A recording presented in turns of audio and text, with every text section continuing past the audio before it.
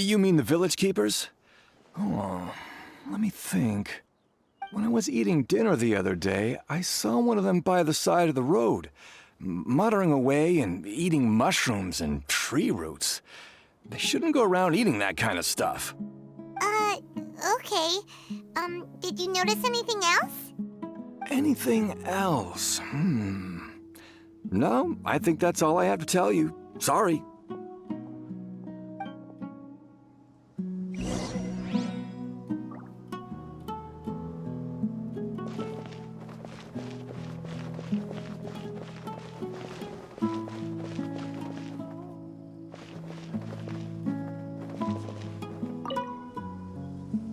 The scholars that have gone missing. Have you seen them? Those eyes. Those fierce eyes. You look like a real fighter. Don't change the subject. Right. You were asking about the mad scholars. I think it's been a few days since I last saw them.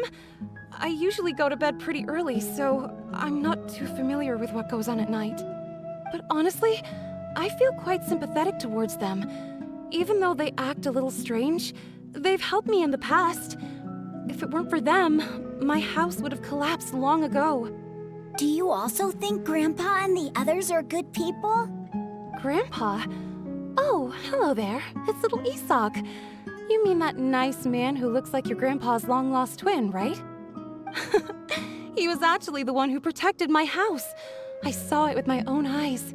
He happened to be staying near my house that day and was doing something with his hands on the ground. It still feels pretty surreal now that I think back on it. Did someone teach them how to do that? Well, whatever the case, I'll always be thankful to him and whoever taught him to look out for others. I'm pretty sure that if I ever went mad, I wouldn't be able to do anything like that. Gotcha. Thank you.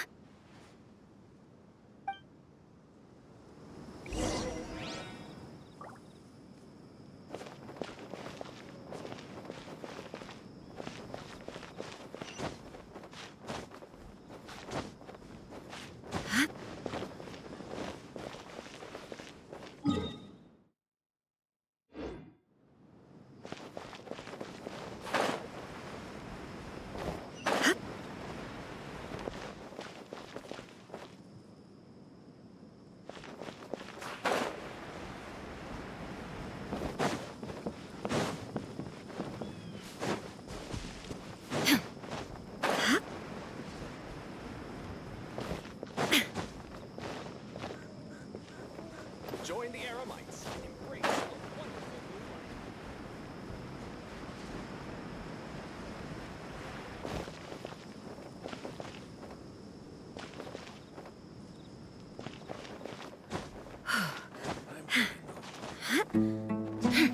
Plans for the future.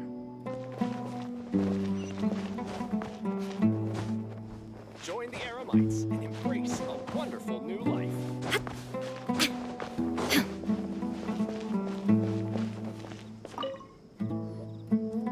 Sir, have you seen my grandpa recently? You know, the one who likes to sit and space out near the village entrance. Oh, well, if it isn't Isak. Oh, your grandpa, huh? It's been a while. The last time I saw him, he was spacing out by the road as usual.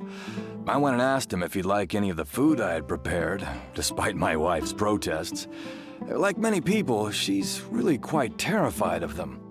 And speaking of my wife, she's still always complaining about how I don't make enough mora. Might explain why she's always mad at me. Oh, thank you. Thank you for taking care of him. It was nothing. You're looking for him, right? Did he go for a walk and get lost? Yeah. That's no good. Well, once you found him, come by my place again and I'll cook a little something for the both of you. I've known you since you were very young, so as far as I'm concerned, you're family. Please feel free to come by anytime. Wow, what a nice guy. Okay, thank you, sir. Huh?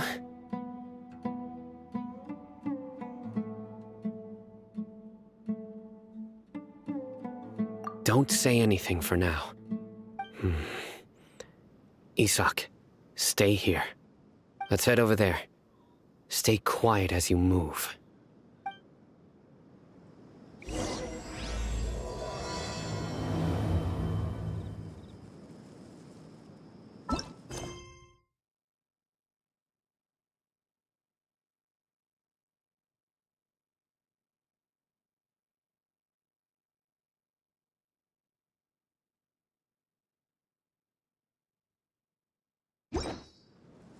It's okay. Don't worry.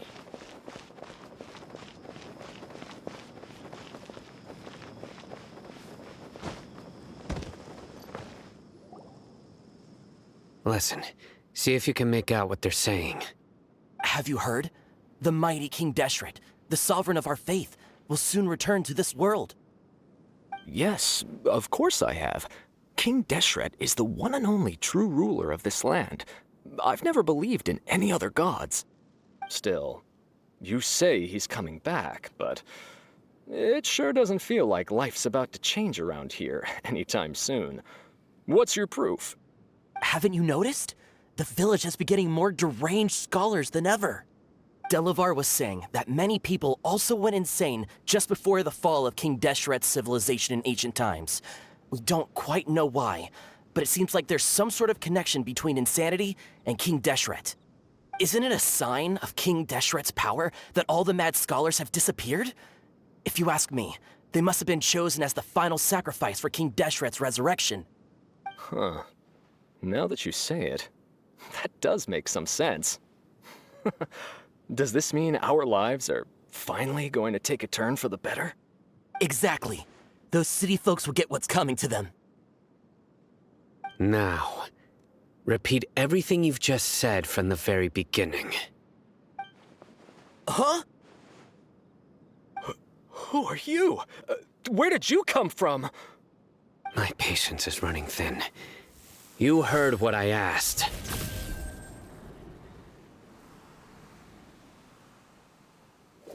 Yeah, bro, this guy's something else. Just look at his eyes. One wrong move, and he's gonna flay us alive. Let's not get on his bad side, okay? I am no match for this guy. Oh, okay, good sir. What is it you would like to know? Tell me about King Deshret's resurrection. Well, I only know a few things from hearsay.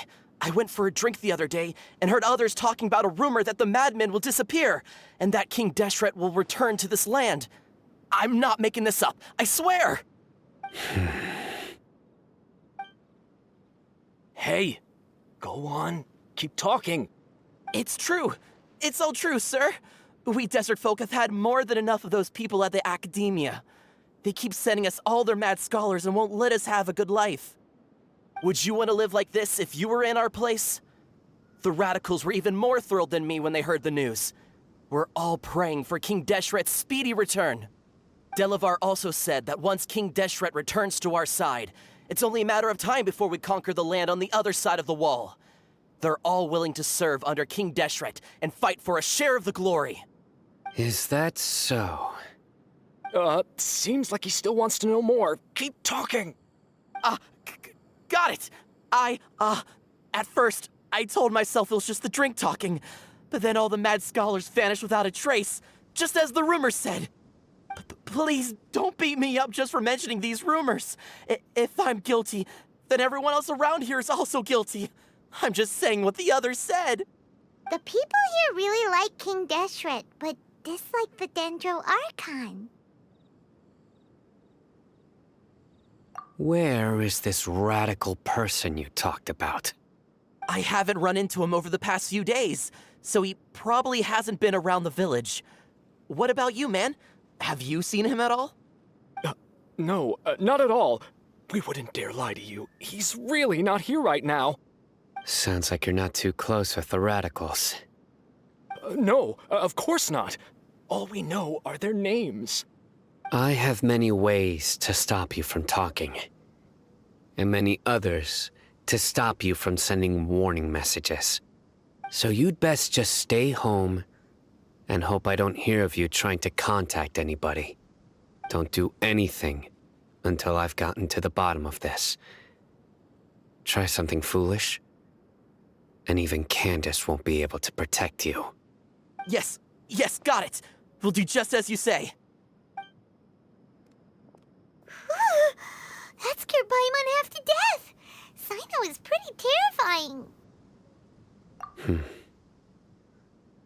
didn't try to reassure us at all. It's like he's used to hearing that. Oh, Paimon bets lots of people have told him that before. I heard that. Sorry. It's part of being a Matra. The rumor we heard just now seems like a strong lead, but we need to check a few more places.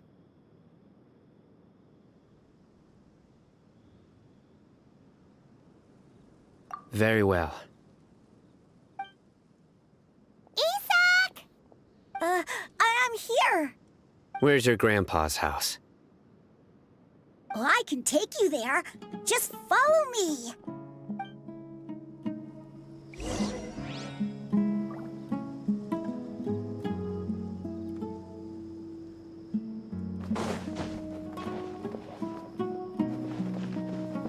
Join the Aramites and embrace a wonderful...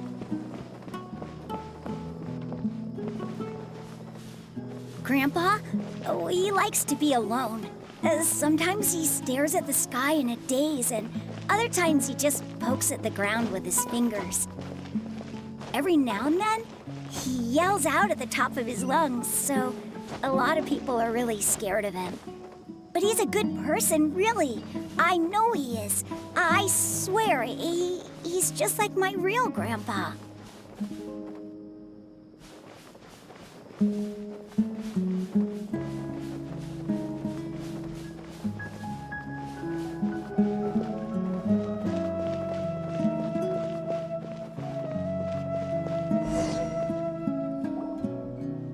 This is where Grandpa usually stays.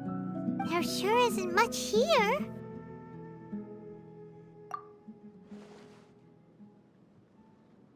No. Incense? Please don't say it's the same one as before. But are you okay? Are you getting dizzy or need to lie down? There's a scent that you can sense, but I can't. A certain traveler here once passed out from that smell. Thankfully, Tighnari saved the day. And then he gave us a long lecture to explain all about how it worked. So, you know Tighnari? Huh? You know him too? Are you two friends? Yes. Now that I concentrate, I can also make out the scent of incense.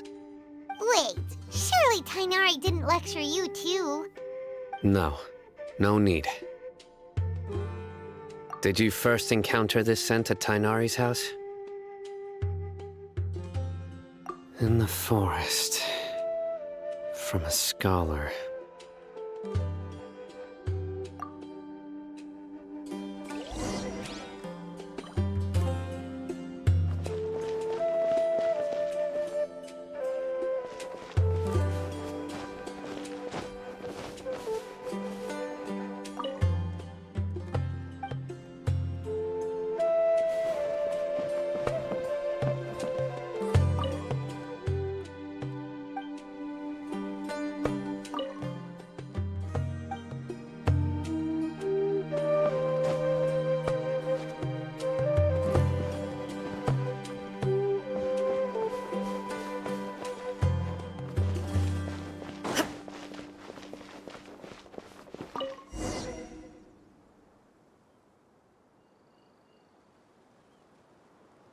What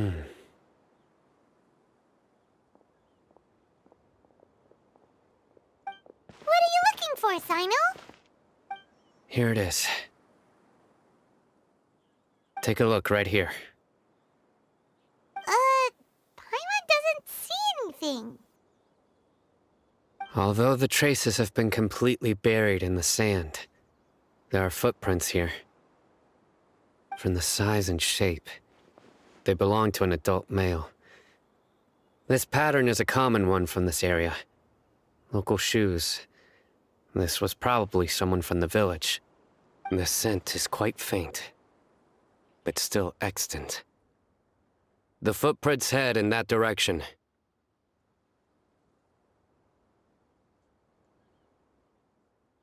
But who would come looking for Grandpa? He doesn't have any friends. We'd have to ask whoever lured him away with the incense. Huh? So you can lure someone away with just a scent? Hey! What's wrong with liking good food? Everyone's got something they love in life. Exactly.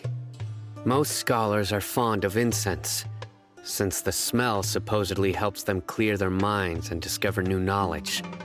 Even deep within the clutches of madness, they still yearn for their knowledge-seeking days, and will follow the scent whenever it presents itself. No, Grandpa. So, someone's taking advantage of their weakness? Huh. Still, why would anyone want to abduct all the scholars?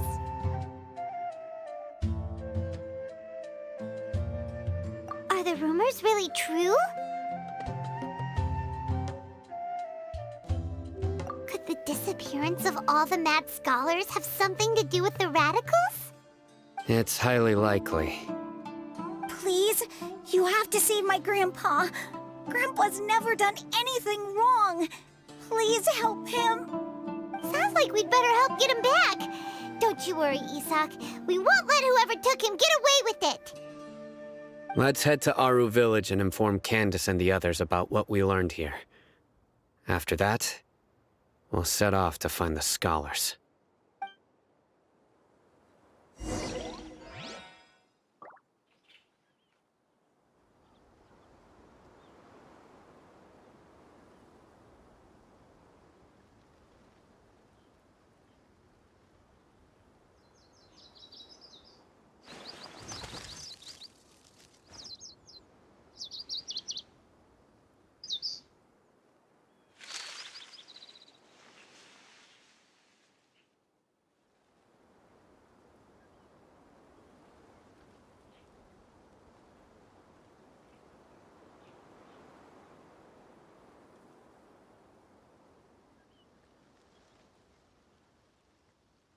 The world remains constant over the centuries, but human life is like the dew at dawn, or a bubble rising through water.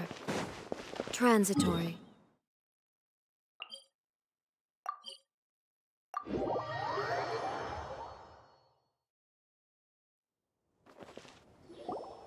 Right. The darker fabric definitely looks a lot better. That'd be my choice, too. We're back, Candace! We've got a lot to tell you. Ah, welcome back. Sounds like everyone's friends already. Oh, Dia's here too! You bet. So, everything goes smoothly? Reasonably. Alhaitham didn't go with you? We haven't seen him at all. Huh. I saw him around the village entrance earlier and figured he was investigating with you. I guess he must have gone off on his own. Did you find out anything useful?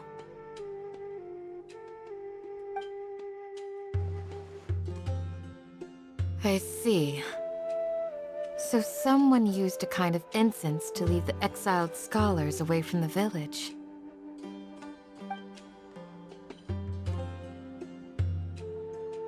The resurrection of King Deshret? First I've heard of it. Far as I know, the kind of incense you just mentioned is only popular beyond the wall. Scholars are fond of it, but as you can see, there aren't many scholars still studying around these parts.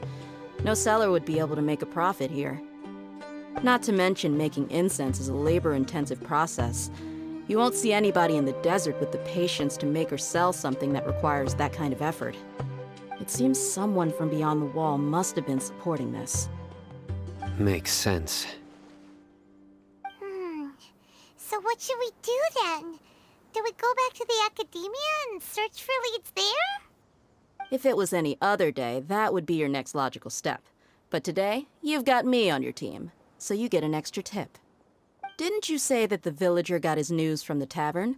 Well, I also like to drink at the tavern, so I know a thing or two about these radicals he mentioned. If Paimon remembers correctly, the leader of the radicals is some guy called Delavar. Ah, yeah. Delavar, the scar-riddled bandit, Engur, the wide-eyed butcher, and Jabari, the duck-tailed bearded crook. The whole lot of them are known around these parts.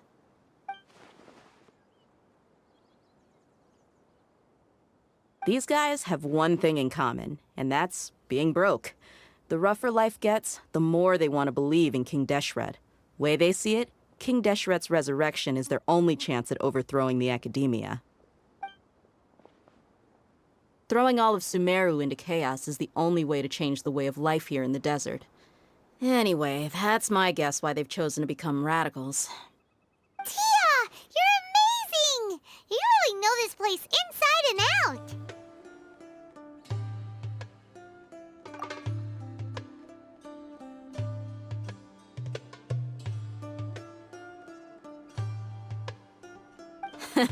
No merc can afford to slack off on gathering intelligence.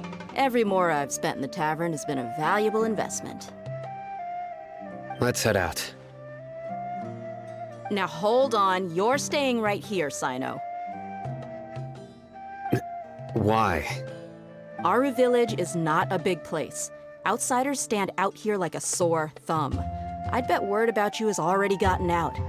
The desert is unforgiving, so the way of life here is also a lot tougher than on the outside of the wall. You survive on making connections out here. Compared to you, mercs like me are just third-rate amateurs. I've got no actual fighting skills to speak of, but that also makes it a whole lot easier for me to gain the locals' trust.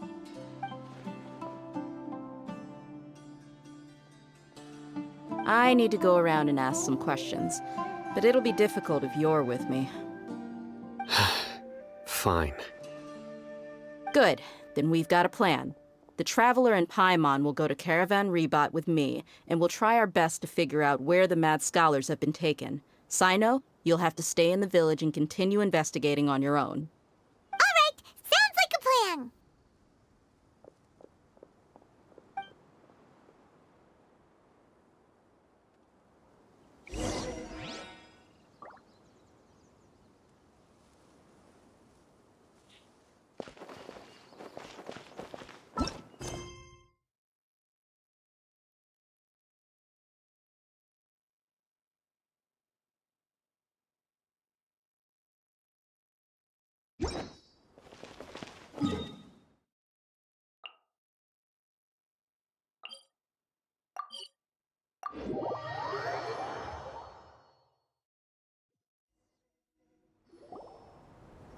Well, here we are again!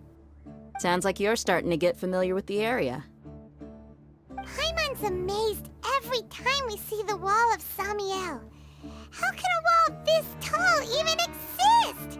It's almost unreal. I know what you mean.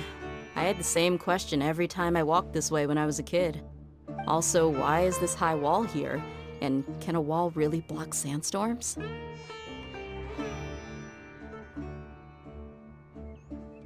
It was only after I grew up that I realized the Wall of Samiel isn't just there to keep out the sandstorms.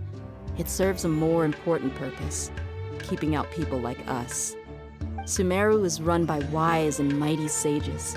To them, us desert dwellers are nothing but tools that can be used and discarded at their whim. We're cheap labor, like livestock, but easier to control. Nothing more.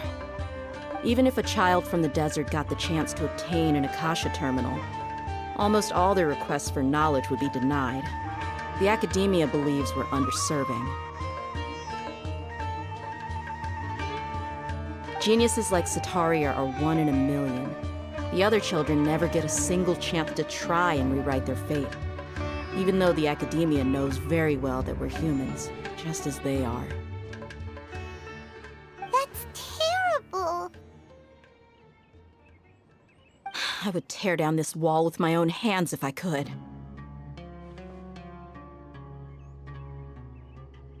Hey, Dia. thinking about doing anything scary, are you? No, not at all. This place just gets me thinking, that's all. Besides, we're here to procure information, aren't we? Yep, we gotta catch those... Shh. Caravan Rebot is crawling with people, so be careful what you say. We don't want anyone to find out what we're here for. Our mission started the moment we arrived here. Let's go check out the tavern. Maybe we'll find someone I know.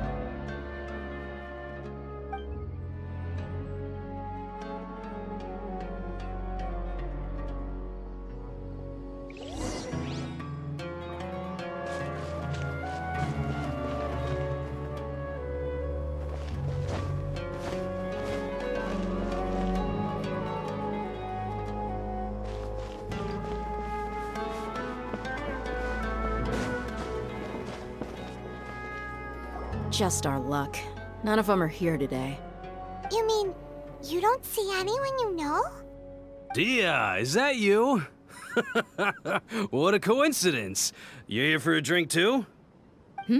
Zaki. Finally, a friendly face.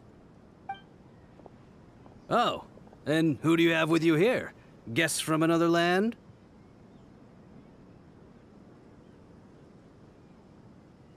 Hello, hello. I'm Zaki. Dia's, how would you put it?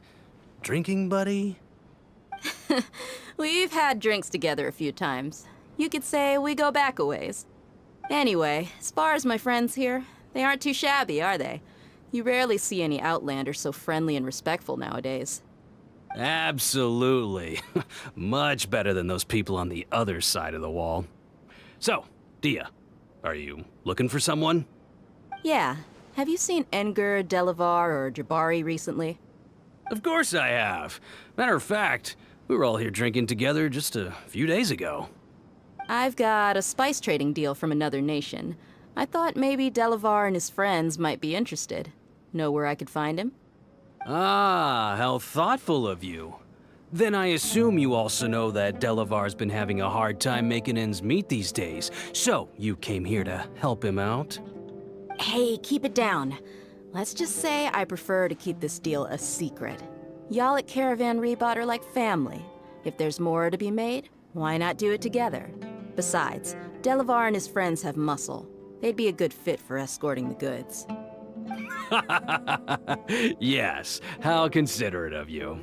Delavar's my friend too, so of course I can take you to him. Come with me.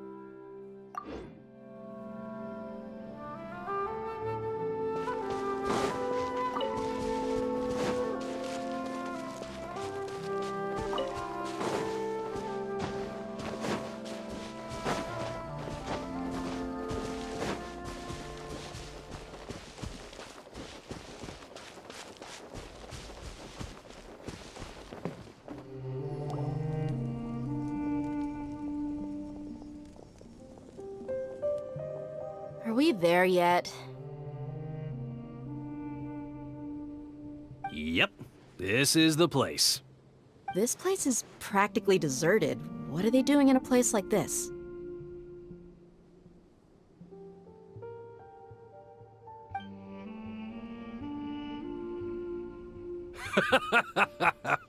Why don't you take a guess? Go on, a wild stab in the dark. You're like lambs to the slaughter. Oh no! It's an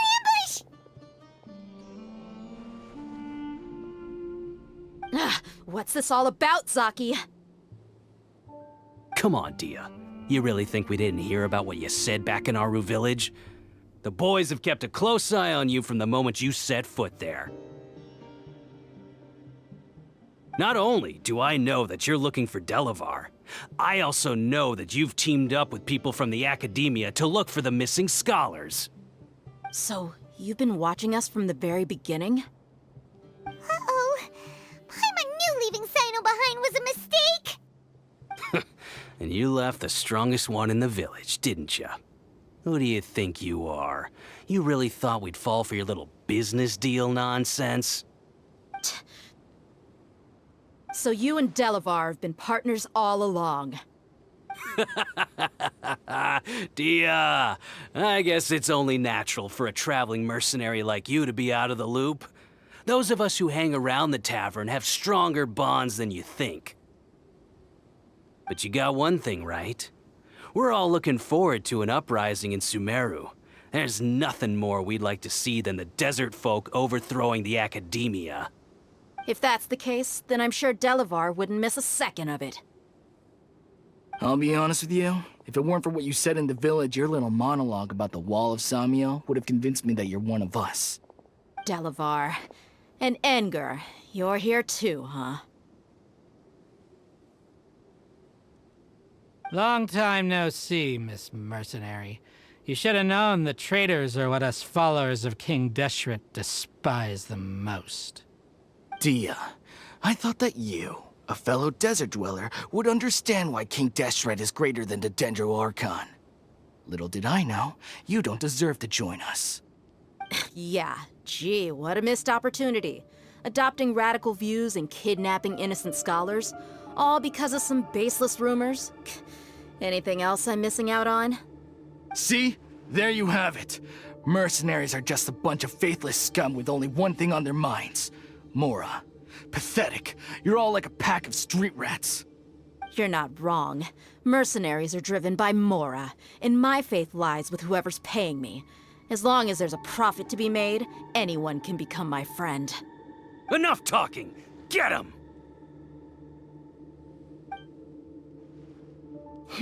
Just as I expected. Let's teach him a lesson, traveler.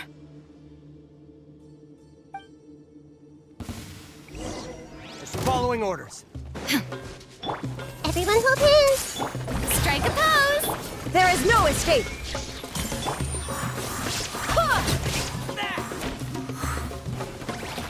Neat. I'll take my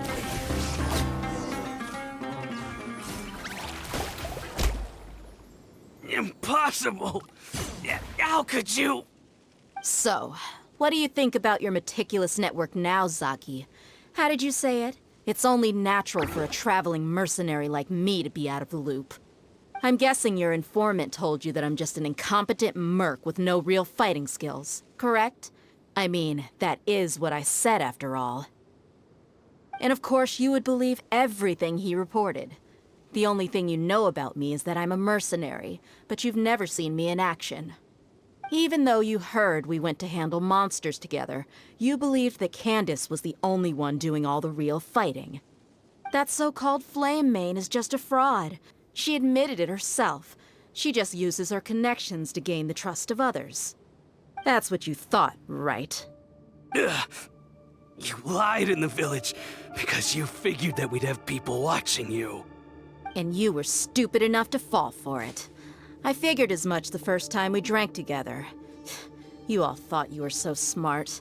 Pathetic. Okay, that should be all of them. Whoa! So you've been planning this since we were in Aru village? No task can be done without preparation. I just happened to notice a couple suspicious-looking people while you were out investigating. Oh, but instead of catching them right away, you let them report back. Those two who were snooping around were just a couple small fries. If we want to get the real catch, we have to be patient and give it some time. Oh, you mean the funny name she mentioned back in Uncle Ampu's house? The wide-eyed butcher, scar-riddled bandit, Paimon can't remember them all. That's just a bunch of drunk talk. Edgar and Delavar like to talk themselves up when they're drinking. Edgar, the wide-eyed butcher, and Delavar, the scar-riddled bandit, are the nicknames they came up with for themselves. Alcohol has a way of making people share what they really think, so Edgar and Delavar are always rambling in the tavern about how King Deshret is a superior deity. What about Zaki? He's just a numbskull who fell right into our trap. Zaki was probably the best hidden of them all. My initial plan was to find Delavar first, and then try to track him down. That's what you wanted to ask when we were at Uncle Anpu's house, right? Jabari is one of the villagers you talked to. You know, the one who wanted to treat Isak and his grandpa to some food. Wait, so he's a radical too? No, he isn't. I just needed to tack on a random villager name to make the eavesdropper think that I was making some wild guesses based on my impressions. Wow, what a genius idea! Well, that's an expert mercenary for ya. Ah, you're too kind. It was straight from the usual playbook, if I'm honest. So, that thing you were saying before, is it really true? About what? About how mercenaries only care about Mora, and that anyone's a friend as long as there's a profit. Does that bother you? What makes you so sure? Dia,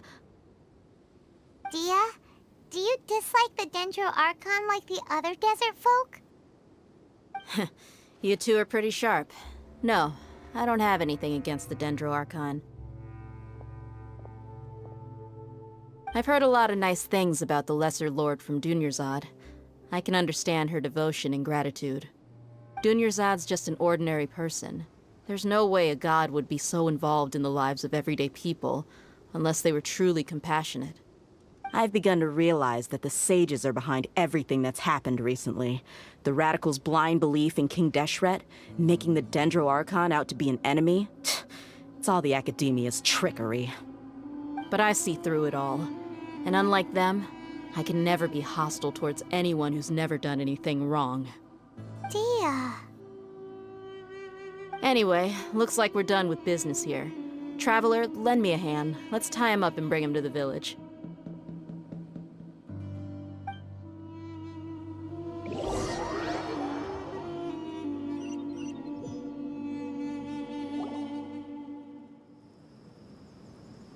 This should be all of them.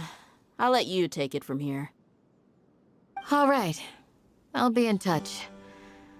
Until then, please stand by. Candace, do you need any help? Candace will be okay on her own. I trust her, so you can too. She's been guarding Aru Village for quite some time now. If anyone is qualified to question the offenders, it's her. While I'm questioning them, why don't you pass some time by exploring the area? I'll meet you back here tomorrow morning, Traveler.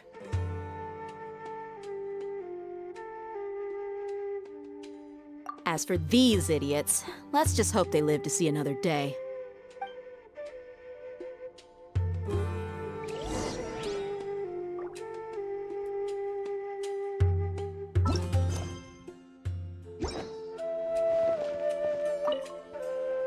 Candace is an expert at dealing with people like this. All we have to do is wait for her word.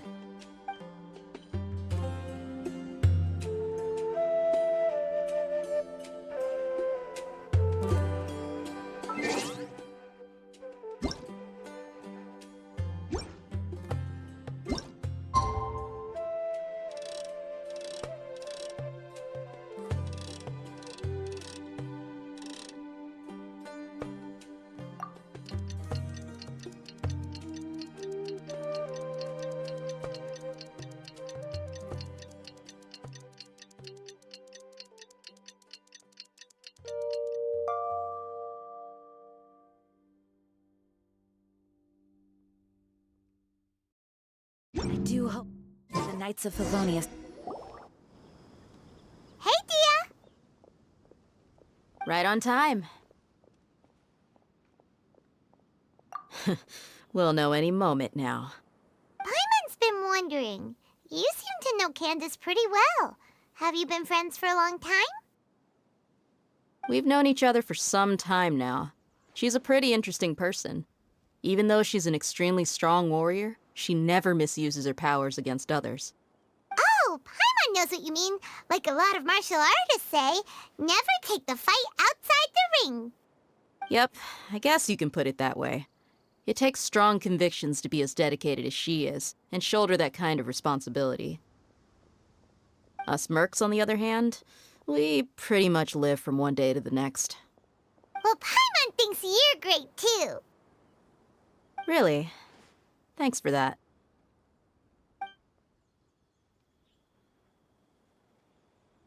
Oh, Sino's here, and he's pretty early, too.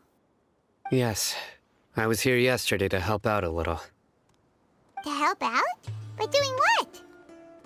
Sharing some interrogation techniques. Oh, you mean you taught Candace some more persuasive methods? Right. Come on in, everyone. Come on, let's go inside.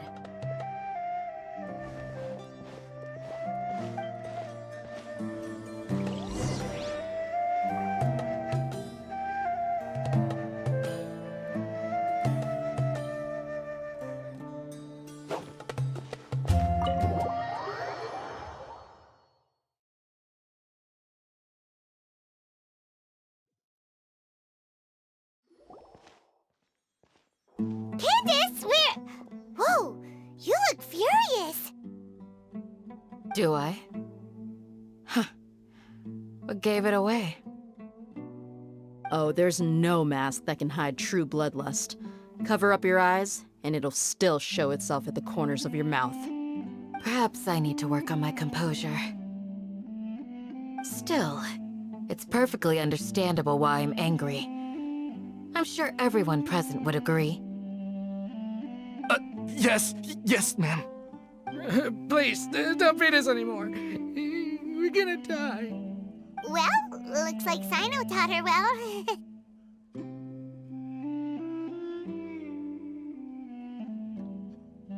You fear death yourselves, yet you do not hesitate to place the lives of others at risk. The absurdity is mind-boggling. The ones you call mad scholars are known to us as the Village Keepers. They are vital members of our community, and some even count them as family.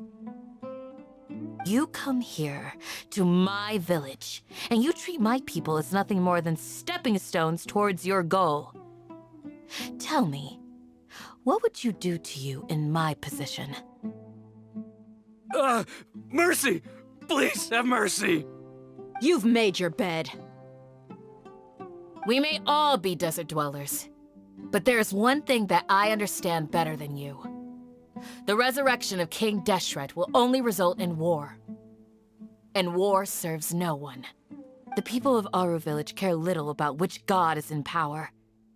Life may be tough and tiring, but we wish to preserve our way of life. A war would only cause us to lose all that we have. And that is not a responsibility that you can afford to shoulder. We understand. We're sorry.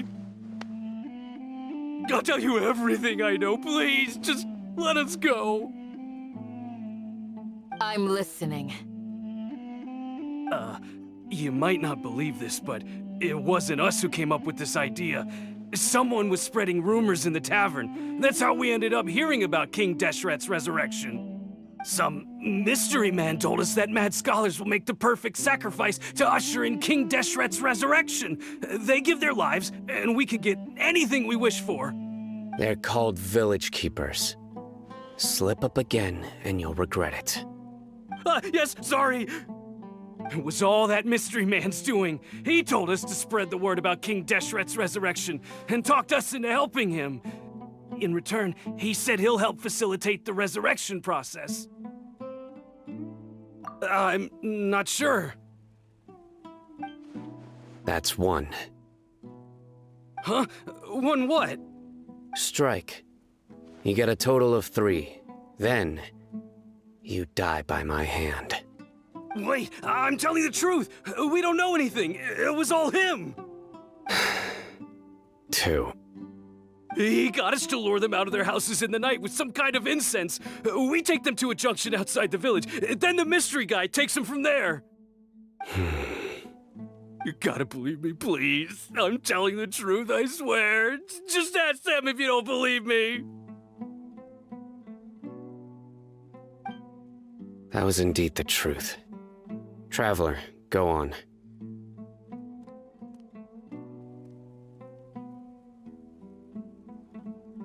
You have to believe me. If I knew that, I would have told you his name right away. I'm not risking another beating to keep his secrets. No way. That guy, he wears a cloak, and he's always careful to cover his face. He calls himself King Deshret's envoy. I believe I may know what's going on. Uncle Anpu? What do you mean?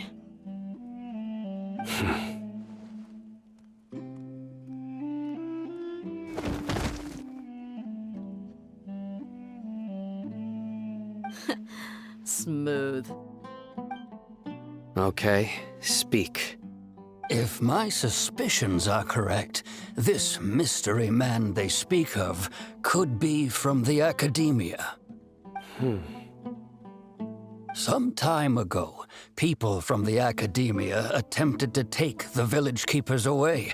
I refused, insisting that they are part of our community. It strikes me now that this secretive character shares the same goal they had.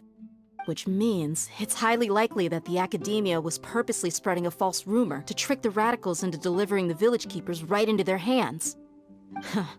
They were the ones who brought them here to begin with. Now they're trying to take them back? We aren't gonna let that happen. Not the Academia again.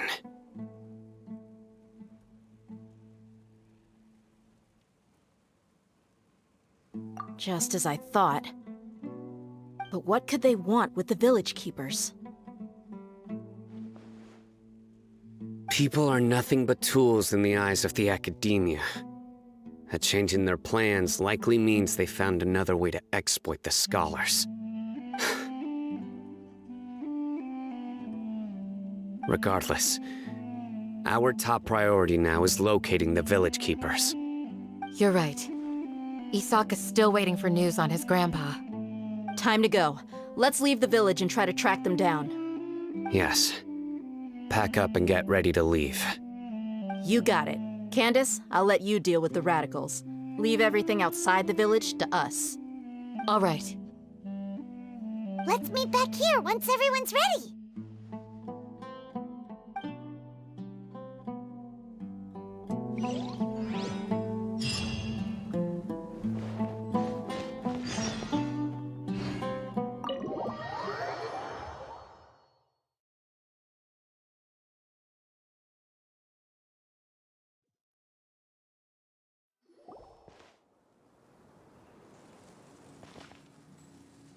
Let's get some food in us and then we'll... Whoa! Where did you come from? Well, as you can see, I am merely sitting here and reviewing what we have deduced thus far. You were gone for ages! And now you're suddenly sitting here musing to yourself? Where have you been anyway?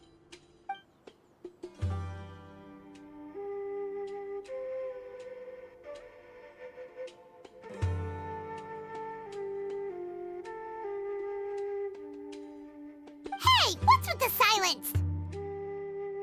You never think things through before asking questions. I'm giving you some time to make up for that. Paimon's so mad! Paimon's gonna give you an ugly nickname!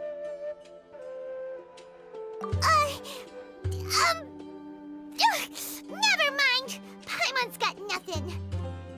There's just nothing super obvious to pick with this guy. It makes it so hard. Well, you've heard nothing to suggest I left this whole time, so clearly I stayed in the village to investigate.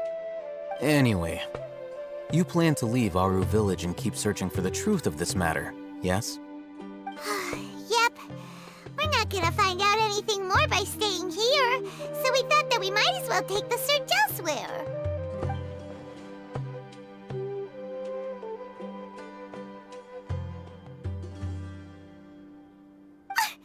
Enough with the silent treatment! No. I'm just surprised that you decided to team up with him. Alhaitham, you haven't helped us out at all ever since we arrived at Aru Village. Bold of you to question our choices. Yeah, you're all talk! While you were investigating, I had my own work to do, which I've now finished. Really? Paimon doesn't believe you. To be honest, we aren't really a team, so I have no obligation to inform you of my whereabouts. Not to mention that going separate ways allowed me to find some important information that you all had missed. Huh? Right here in the village? Correct. What did you learn? I'm going to take you to someone. But before that, you need to understand where she's coming from. What does that mean? How do you think the residents of Aru Village feel about what we're doing? In other words, do you truly believe every single word the villagers tell us? You mean some of them lied to us? Hiding the truth does not necessarily equate to lying. Again, these people have their reasons. Remember what Gandis said? Most people in Aru Village don't necessarily care which deity is in charge of Sumeru. That's because whether King Deshret or the Sumeru Archon has power is of little significance to them. By contrast, the perils of their daily lives are ever-present concerns. They won't simply share everything they know with you without good reason.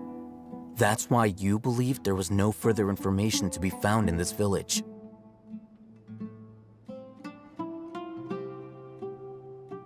Glad you're following along.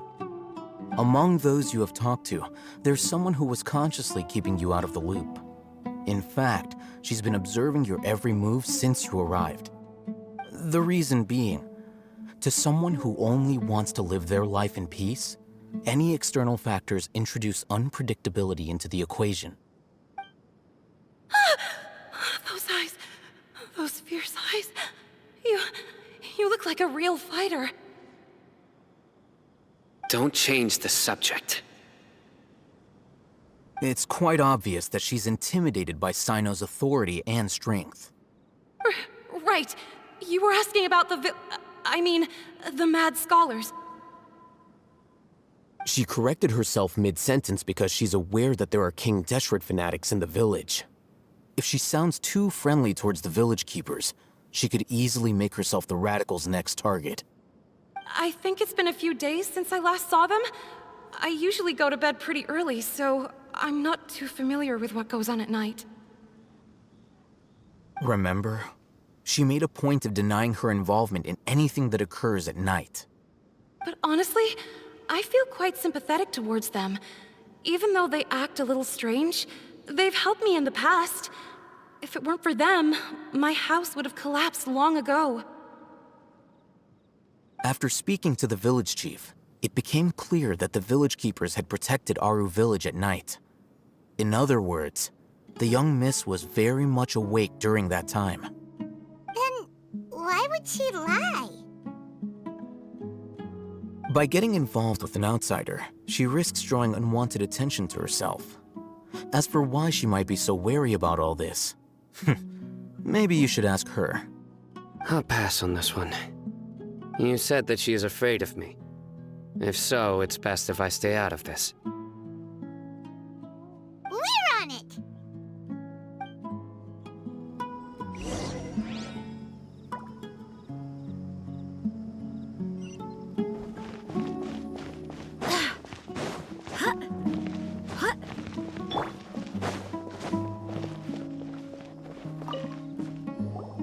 Miss Shawnee, as we discussed earlier, I've brought someone with me.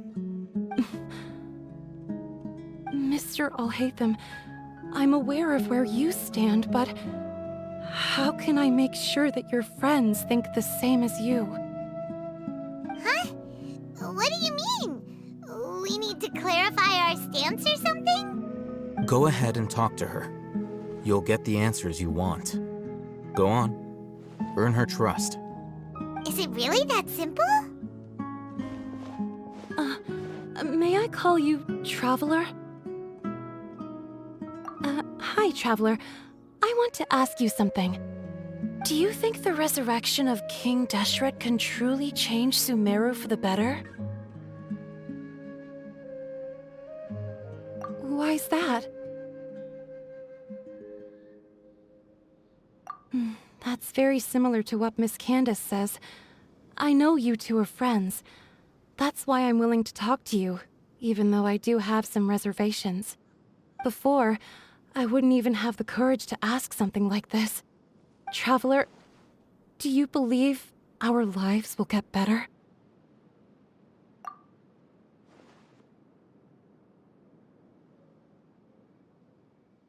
Yeah! We came here from another nation, so it isn't wrong of you to be weary. And we aren't really residents of any one nation.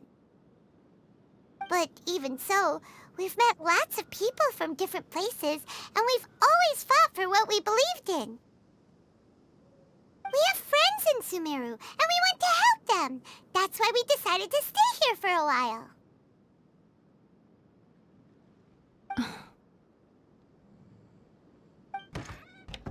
I want to trust you. My apologies for posing my questions like that. To be honest, I didn't expect you to come back for more information. Hatham told us you have your reasons. It's okay. We understand. The fact is that only one side of my family is desert folk. I don't really fit in anywhere in Sumeru. Some believe in the Dendro Archon, while others believe in King Deshret. I don't belong to either side, and neither side would want me. Speaking of which, the Radicals mentioned that they despise traitors. Do they just think that anyone who's different from them is a traitor? Yeah. Some people can be so narrow-minded when it comes to bloodline and beliefs. It makes no difference what I say or how I behave. I'll always be suspected of having ulterior motives.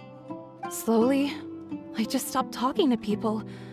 I pretended not to hear or see anything. All I want is to live my life in peace. And then it happened. The village keepers who had helped me disappeared with no explanation, and I didn't dare breathe a word about it to anyone. Until now. You can tell them. I'm sure he'll keep your secret. All right. I'll tell you what I told Alhaitham. I actually have a sharper sense of hearing than most. Sometimes, I hear strange crying sounds in the night. There are ghosts? Perhaps. I'm not sure. It's faint, but it's definitely the sound of crying. It comes from far away in the distance, and always carries very raw emotion. It used to be louder and more frequent, but ever since you arrived in the village, it doesn't seem to happen as often, and when it does, it's much quieter. I have to focus really hard to make it out. I confirmed this with the guards on night duty.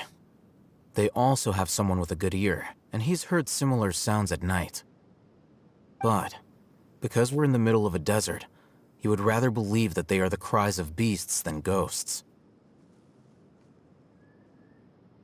There's really nothing around these parts, except for an old hospital not far from the village. I think they used to use it for treating Elazar, but it's been abandoned for years. Yeah, let's go!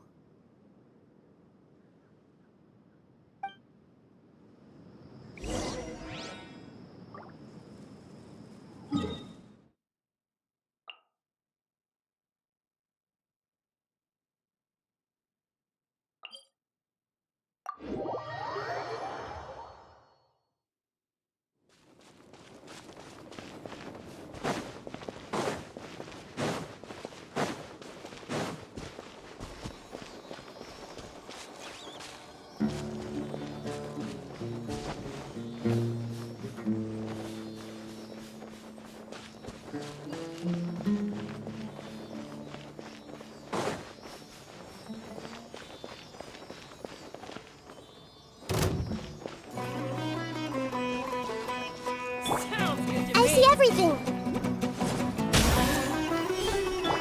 Yoo-hoo! Shine down! Wind, hear me!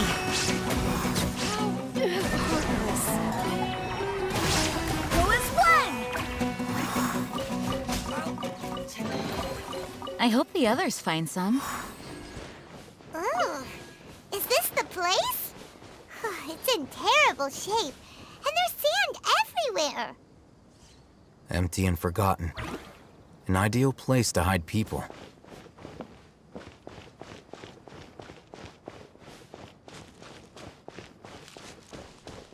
Monsters! Watch out! Shower me with praise! There is no escape!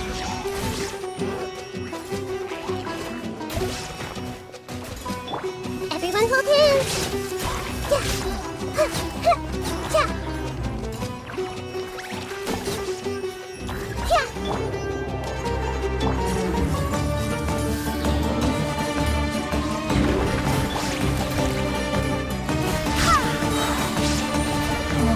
I swear by my sword!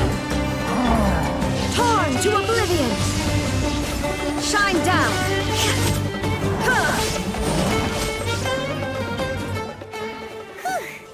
They were easier to deal with than Paimon had expected.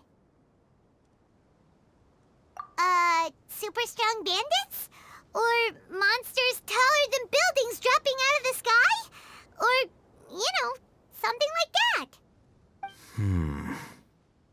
He looks super serious. We gotta stay on our A game too. This is the one.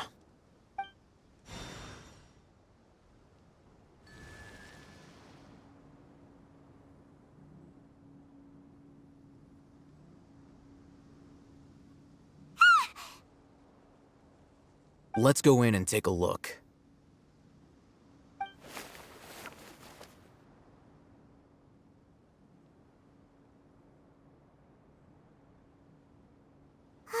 Hey, we haven't found squat. Are you sure we aren't wasting our time here? Patience. Shawnee says she only hears the crying at night. We have time to burn. Until then, I'm taking a break. And just like that, he sits down. Wait, he even brought a book to read? What are you reading? Let Paimon see! Okay, sure. Huh? The natural position, which is the positional propensity of an entity in natural motion in contrast with an object in forced motion? Huh? When free from external influences, every entity displays the tendency to follow its natural trajectory? So, you got that? Oh, Paimon gives up. You keep reading your book. See ya! How is he so relaxed? Look at him, reading an impossible book in a creepy place like this.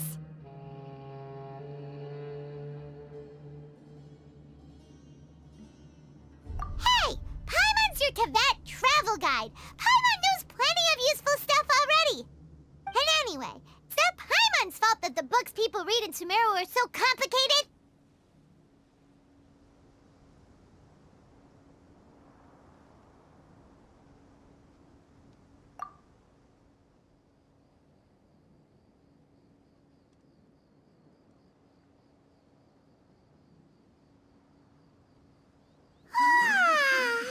Paimon's getting so sleepy.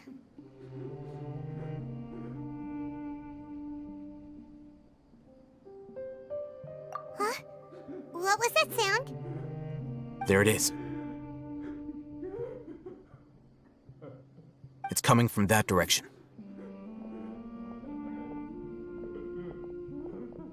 Is the sound coming from here? Huh. Paimon's not seeing anything.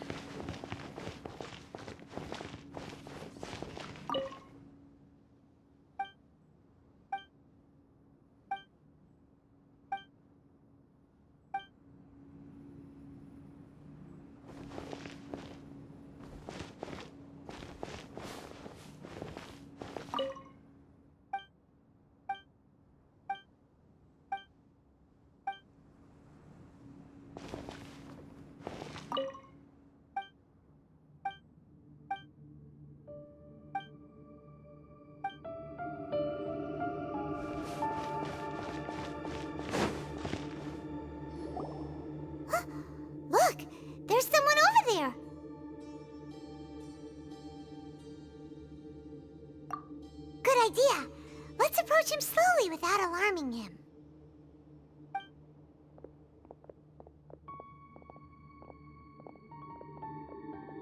Wait.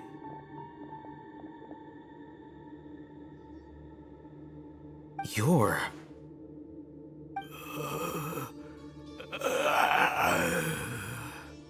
He can't speak, and his eyes are unfocused. But he looks too young to be anyone's grandfather. Also, why is he the only one here? Didn't expect to see him here. You know him? He's Razak, a senior of mine at the Academia. He's a scholar too? Is he the kind that holes up in a forest and mumbles stuff about training? No. And that's the problem. Razak was never involved in any of those things. He never trained in the forest, let alone reach Satyavada life. Leaving that question aside for the moment, him being here alone means that we might be too late. Looks like they've already taken everyone away. For whatever reason, they left Razak here. Perhaps they simply didn't have time to come back for him. There are drag marks on the ground. They're clearer by the doorway. Someone was forcefully drawing a cart that was loaded with something heavy. Loaded with people? That is one possibility. It looks like they were in a hurry, as if they were afraid of being caught. In their haste, they failed to notice Razak hiding in a corner. The symptoms are identical. Looks like we found living proof. Huh? Why do you say that? Allow me to jog your memory. Recall your time at Port Ormos. Don't you think his symptoms look familiar?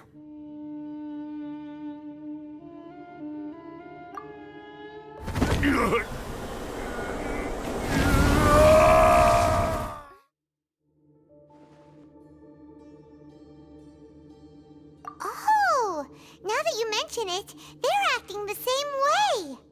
Correct. The Academia is behind all of this. It isn't difficult to deduce their rationale. First, the Academia spread a false rumor of King Deshret's resurrection, emphasizing the role of the village keepers, the mad scholars who were exiled to Aru village. These rumors were all the persuasion that the radicals needed, and those based in Aru village leapt into action. Unbeknownst to them, of course, through rounding up the scholars, they were actually helping the Academia.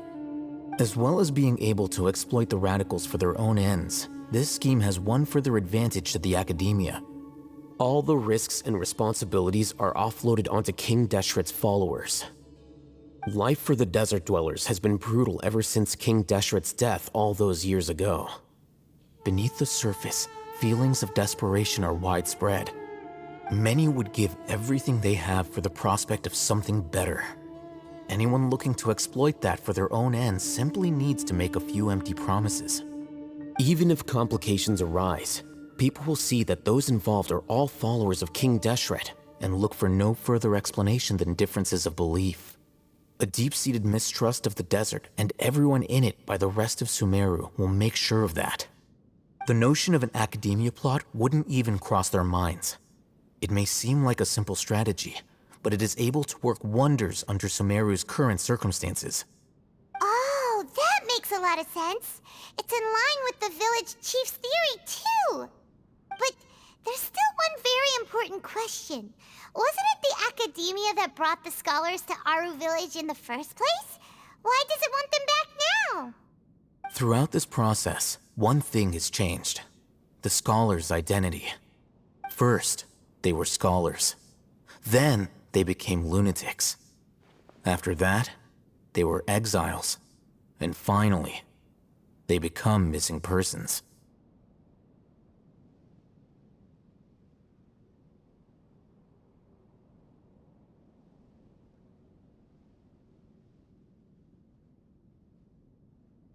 An exile is still patently a living, breathing human being. But when someone becomes a missing person, That is brought into question. If you can't find someone, you have no way of knowing what exactly happened to them. That makes missing people an ideal resource. Resource? For what exactly? One possibility is that the information in their brains could be extracted into knowledge capsules. Extracted? You mean canned knowledge comes from people's brains? With the technology of the Sumeru Academia, it's entirely possible. Perhaps the process caused them great suffering, which is why they cry out in the dead of night when no one is watching them. So, the human brain... Nope, nah, Paimon doesn't want to think about this. I'm the Academia scribe, after all. I'm familiar with their projects. Anyway, judging by Razak's state, the contents of a divine knowledge capsule were extracted from his mind, but something went wrong in the process. Or perhaps his curiosity got the better of him, and he used such a capsule for himself. Paimon's a little confused. Can they just use anyone's brain?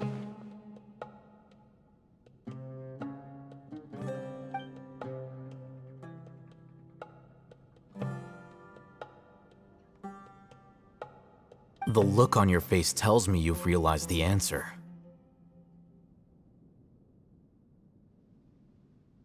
That's right. To some scholars, gaining knowledge about the gods is their entire life's pursuit. Extracting canned knowledge is just one of the extreme measures they turn to. However, I can't help but wonder, what do they seek to gain from divine knowledge? The Academia is going out of their way to look for forbidden knowledge, but what is their ultimate goal? I've spent quite some time trying to analyze the contents of the divine knowledge capsule, but to no avail. It seems like my way of thinking is too different from theirs. You mean you're not even slightly interested in getting your hands on this forbidden stuff? All scholars seek to expand the horizons of knowledge, but I'm not particularly interested in gods, so I don't share their degree of zealotry. Extracting information from people as if they were lifeless objects? If this is the direction of academic progress, then the Academia may as well shut its doors. Sounds like you're really against all this. Of course. The Academia's actions run contrary to their rules. Whether it be academics or knowledge, everything has its boundaries. If those lines are crossed, the rules and order that govern everything in the world will be destroyed. This matter needs to be corrected, just like fixing a typo in a book. Wait, didn't you step in to help because you felt sympathy for those poor people? Not to be callous, but no. My criteria are a little more restrictive than that. There is no shortage of suffering in Sumeru, and the same can be said for the rest of Teyvat as well. What do you plan to do about that? Save every last person? Probably not. Paimon's not sure. You can say that. Simply put, I don't blindly place my faith into strength or heroism. I do what I want.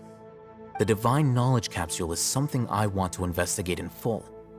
That doesn't mean I'm willing to take action for the sake of a few strangers.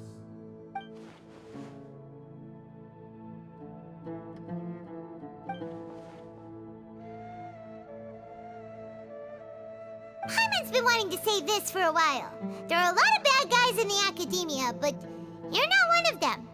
You're their weirdo. You're probably right. Though I must say, I quite enjoy this feeling of being the odd one out. Uniqueness is also an asset, is it not? Wow, that's a great way to think about it. Paimon's really impressed. If only Miss Shani had a similar mindset, her life would definitely be a lot easier. I'm just a more likable person than her in general. There's nothing more to it than that.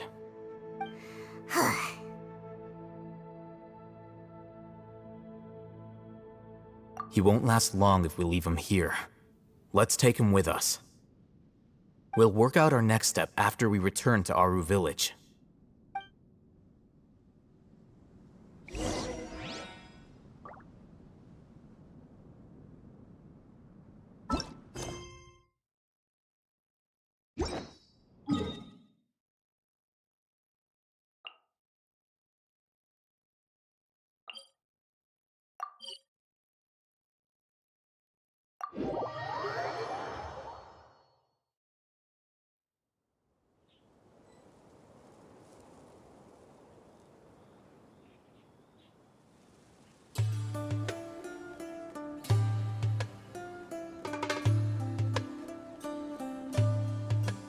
Onwards. We have work to do.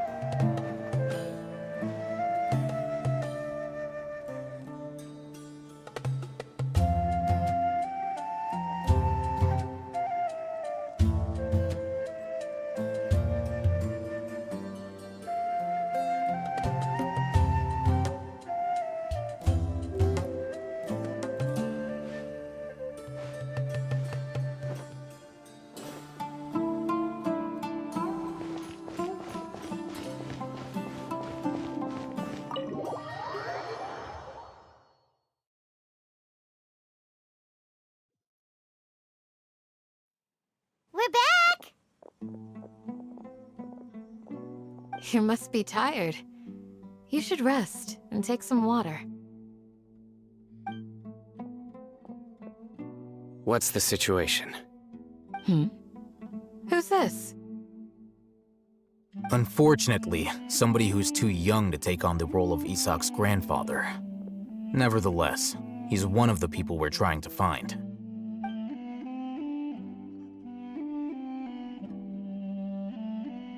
So, at one point in time, the abandoned Elazar Hospital served as the Academia's site for extracting divine cant knowledge. Yep, pretty much. Their plan must have been implemented at some point before we arrived at Aru Village, since divine cant knowledge has been in circulation for a while now. Yet, they fled once we were headed to the village, almost as if they knew we were on their trail. Why is that? Yeah, why is that? We may have a mole in our midst. One of us could be secretly revealing our whereabouts to the Academia. Huh? Are our friendships that shallow? Looks like none of you have realized wherein lies the issue.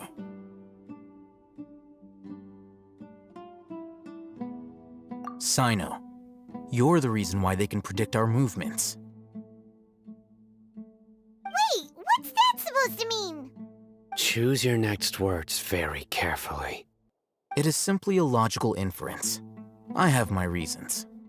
So what you're saying is, Sino's the mole. Interesting. And here I thought you were the most suspicious one, Alhaitham, since you were always acting alone. I know. You have a point, but I realized something as we were returning from the hospital. Sino isn't like any of us. What are you trying to say? Do you still remember who you are, General Mahamatra? As a Matra, you are no doubt privy to certain kinds of information. Before you can take action against someone, you are required to have all the facts available, including the less than savory details. Simply put, the Academia has traditionally allowed you access to a wealth of sensitive information. Knowing their modus operandi, wouldn't you expect them to take precautions against you? If you want to raise a vicious wolf, you need to make sure that you can avoid its bite. The Academia is monitoring me? It's not that simple. The Academia has eyes all over Sumeru, but they have a special protocol for dealing with you. Every so often comes a Nyagarbaha Day. On this day, the Academia enters new information into the Akasha through knowledge capsules. I remember seeing the thick notebook next to the control panel once. Its contents were all about the General Mahamatra, his activities throughout the day, preferred methods of enacting judgment, everything. You're saying that the Academia entered my information into the Akasha too?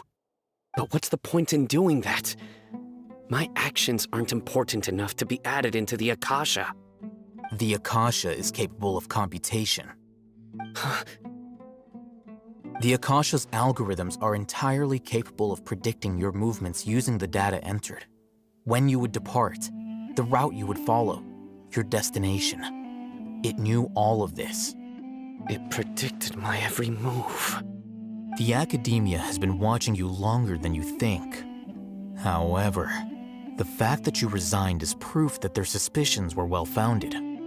So that's how it is.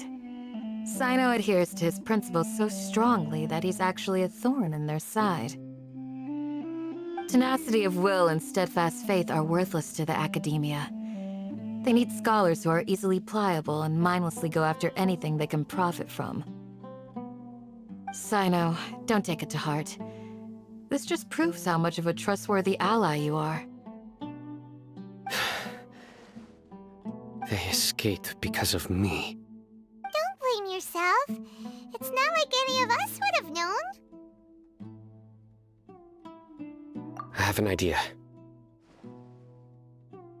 If they predicted my movements, then I might be able to guess where they went. Whoa, you bounced back fast. There is always an opportunity for safety after danger passes. Oh, so that's how it is! Paimon gets it now! If the Academia is trying to avoid Sino, then the safest place would be...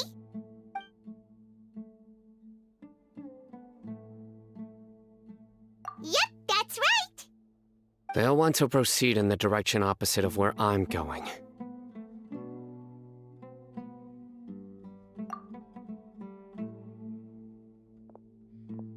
I must go. There's also something I want to investigate. Let's go, guys! After him! Please, wait! I want to go too! You want to go too? If so, you have to promise you'll stay safe. I want to find Grandpa. I promise I'll be careful and not cause any trouble. Everyone, I leave him in your hands. Yay! Let's go!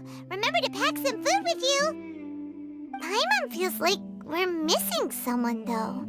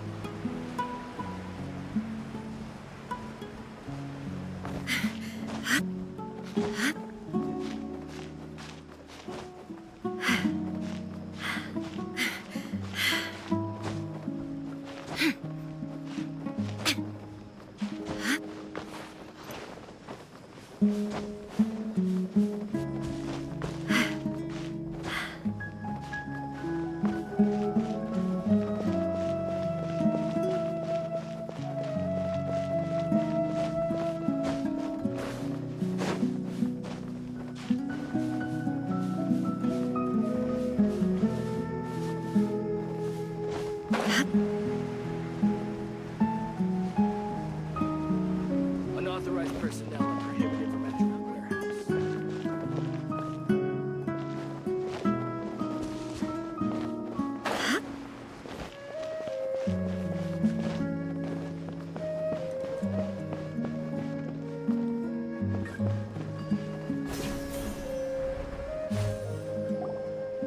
So, where do we go from here?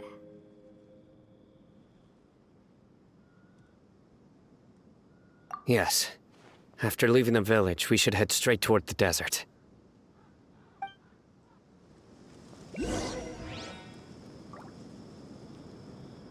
I know the desert like the back of my hand. Is that because you play here a lot? Yep. One time, Grandpa almost got lost in the desert, but I was the one who brought him back.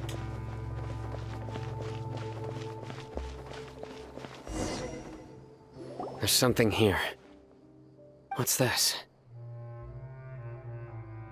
It's buried in the sand. Looks like we'll need to roll up our sleeves and do some work. And Paimon thought running around everywhere was already enough work.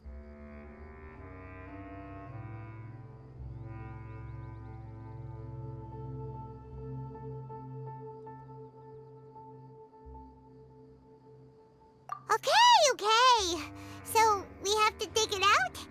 Whatever's down there, looks like it's buried really deep.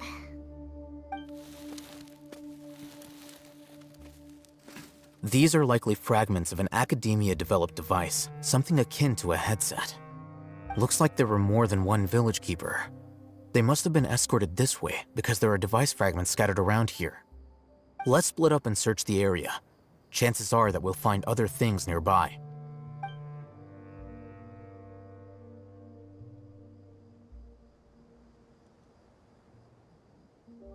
Is this what we're searching for? It looks kinda scary. This is definitely a device used to extract divine knowledge. How did it end up buried in the sand? That can't have been part of the plan. They must have been attacked along the way. Wait, what? Grandpa, I hope you're okay. Don't worry, your grandpa's gonna be fine. Razak didn't display any signs of starvation or dehydration, which means that they left fairly recently. We should be able to catch up. One more thing. Given that the device had been entirely covered by sand, I believe the attack must have happened prior to the sandstorm. Let's keep going. They can't have gone far.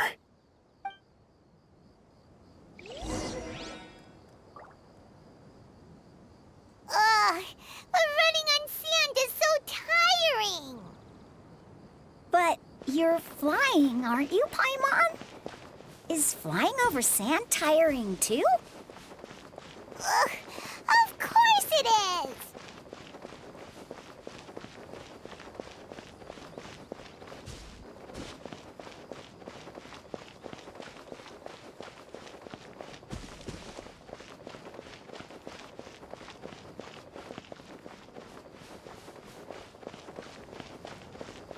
Voices, over there. It sounds like an argument. Whoa, you have really good ears. Don't get any closer. They'll notice us. Dia's talking with the Eremites? Very interesting. Let's listen in. If you had informed me sooner, there'd be plenty of room for us to... You're one of us. We would never lie. Scholars. You don't know as much as I do. Need me to... I knew it. That's our Dia. Dia? Why would you... Dia! Hey, what are you doing? Huh? Didn't you say you'd help me find Grandpa? Why are you on their side? Well, look who's here. Ain't that something? This complicates things. You've betrayed Aru village? So, this is the great General Mahamatra. Dear, you'd be better off as my assistant than hanging around with this motley crew. Seen for yourself. I have the means and methods, and my ideals are far more admirable than theirs. I'm not the type that's easily swayed, Raman. You of all people should know that. Wait, what's going on, Dia? Whose side are you on here? Shut it, Paimon. It doesn't matter. Whichever side you pick, nothing can deter us from the grand mission of resurrecting King Deshret.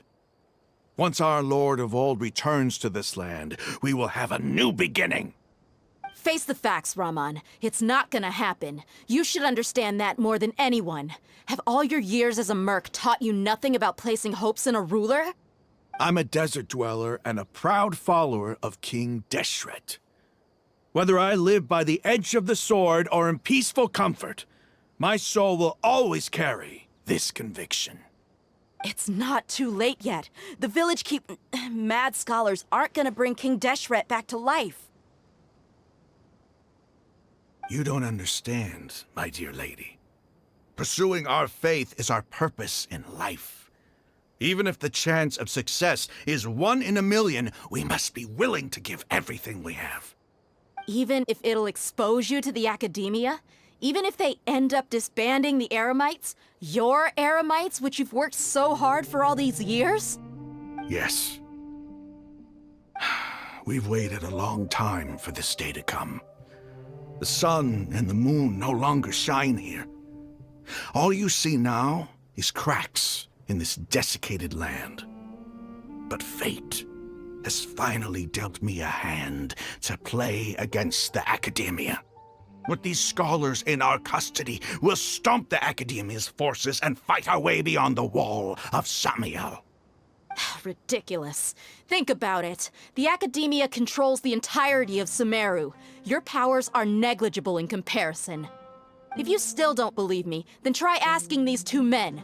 They're also against the academia, but neither of them are as arrogant as you are. They look more like pawns of the academia to me. Why would I listen to anything the people of Greater Lord Rukkhadevata have to say? Filthy traitors. Your god abandoned all honor and betrayed King Deshret. We desert dwellers will never trust the likes of you. It's impossible to communicate with someone so hostile. Perhaps we should. Do you really believe that by kidnapping the scholars, you'll be able to negotiate with the academia? These people have no value as bargaining chips, but I could be persuaded to take their place as your next hostage. These scholars were exiled from the academia. I, on the other hand, am their current scribe, and will be a much greater asset to you. Wait, you can't be serious. So, you want to trade places with the hostages, do you? Precisely. Any wise person would gladly accept my offer. What are you thinking? What if they decide to kill you instead? Well, that would be bad luck for me. However, I'd get the chance to observe the scholars, perhaps even find out the truth. Think you can talk me over with that confident look of yours? I'm not trying to persuade you. I'm using this as a means of joining forces against the academia. You are the scribe. What do you have against the academia? Not all desert dwellers believe in King Deshret, and the same applies to the academia.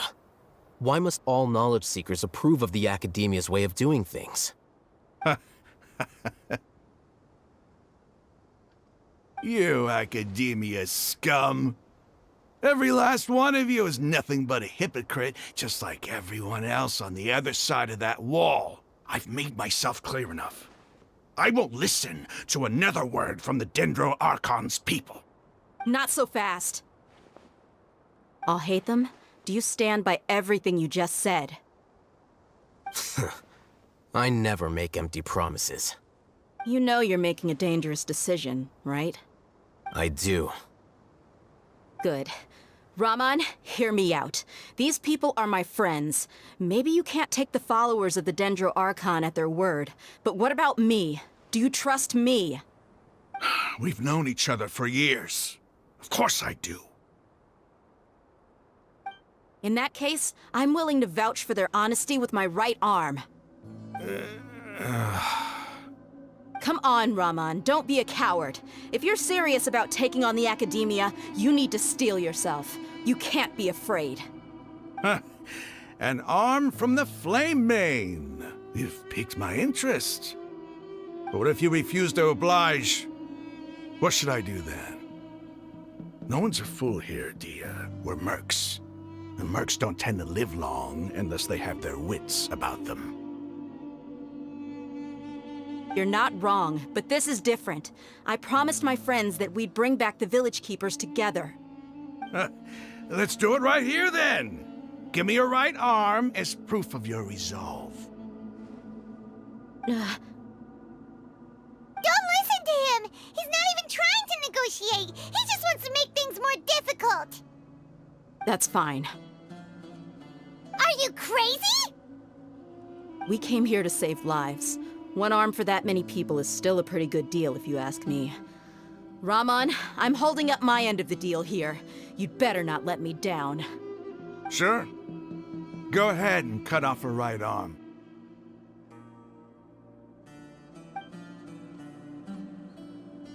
No! Dia! What are you gonna do? Think of something! You don't have to go this far. That's not for you to decide. Do it!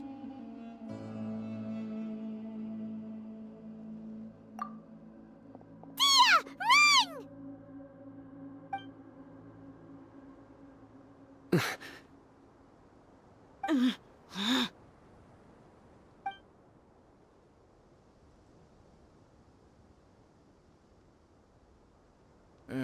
Stop!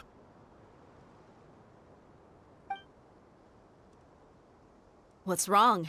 Can't do it? Flame Mane, you and I are both desert folk. Cutting off your arm is no different than cutting off my own fingers. Where's the sense in cutting my own kin to pieces? You've shown me that you're serious. Go on now, take your friends and leave. Meet me in the desert at noon tomorrow.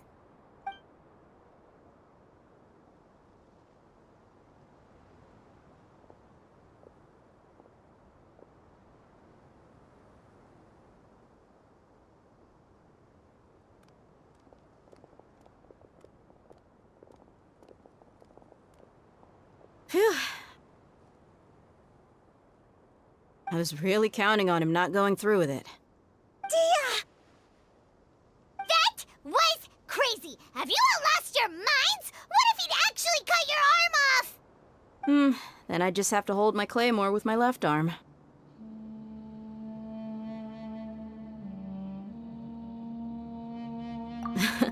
Okay, I'm sorry. But sometimes when you're out on a limb, you gotta double down to seal the deal, you know? Don't ever make a promise like that again. I can deal with the likes of them. If it came down to it, you would not lose to them either. I don't doubt it, Sino. But this is about more than me and them. There's a lot more where they came from. Even if we got rid of one bunch of radicals, there are others out there. Wiping them out would do more harm than good. As you wish.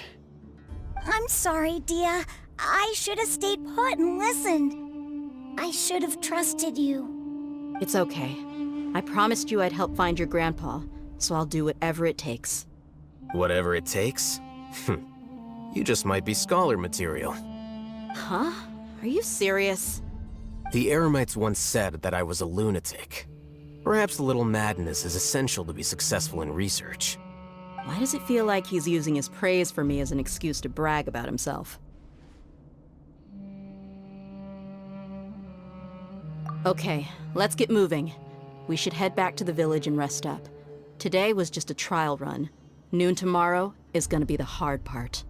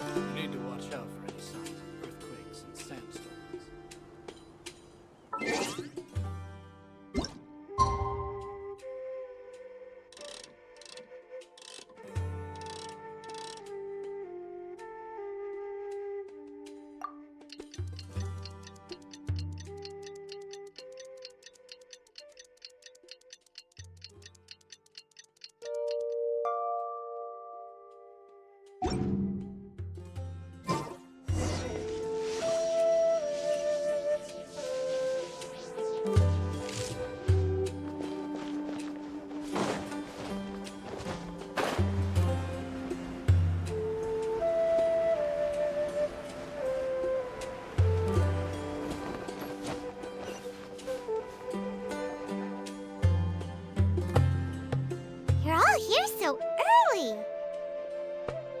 Looks like we have everyone here. Isak, are you sure you want to come with us? I'll watch from a safe distance. Dia, I want to be there to bring Grandpa home. Okay, let's go then. Dia, wait. What's the matter? I heard that you were quite reckless yesterday. No more of that today, understood? Or I'll be very upset with you. Fine.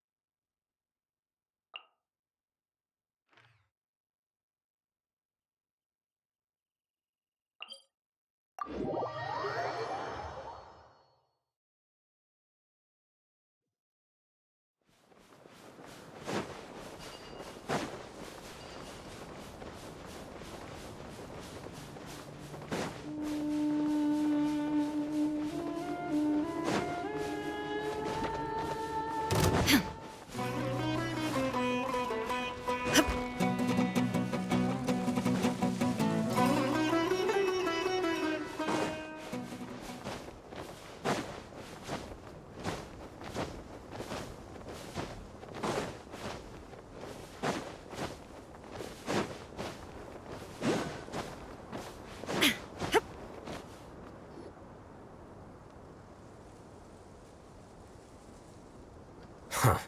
They got here before us. Uh-oh. Is it because Paimon overslept by 5 minutes and held everyone up? Is everything ready? Absolutely. Although, you brought fewer people than I imagined. Bring him over.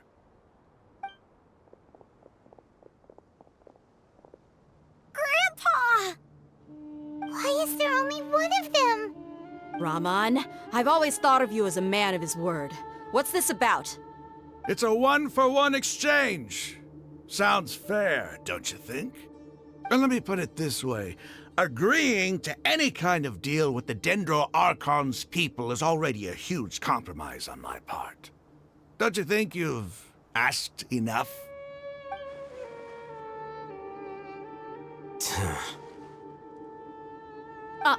You stay right there!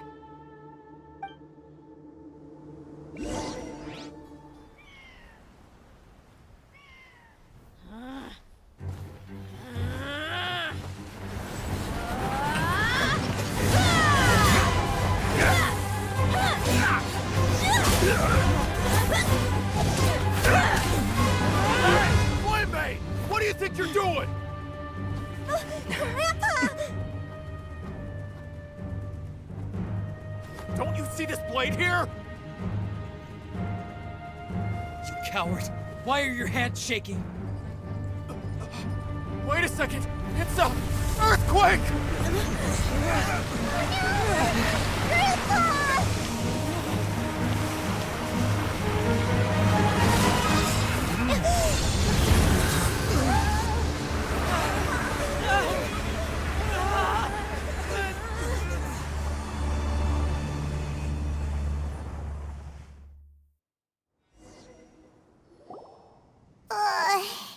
Paimon's dizzy.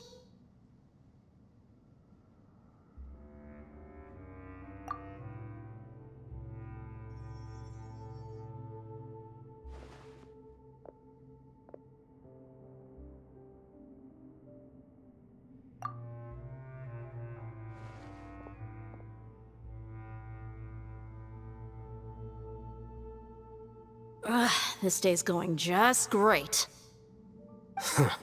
What a nuisance. The sand dune collapsed. I saw an energy field. The village keeper protected us. It glowed green with dendro. Just like you said, it may well have...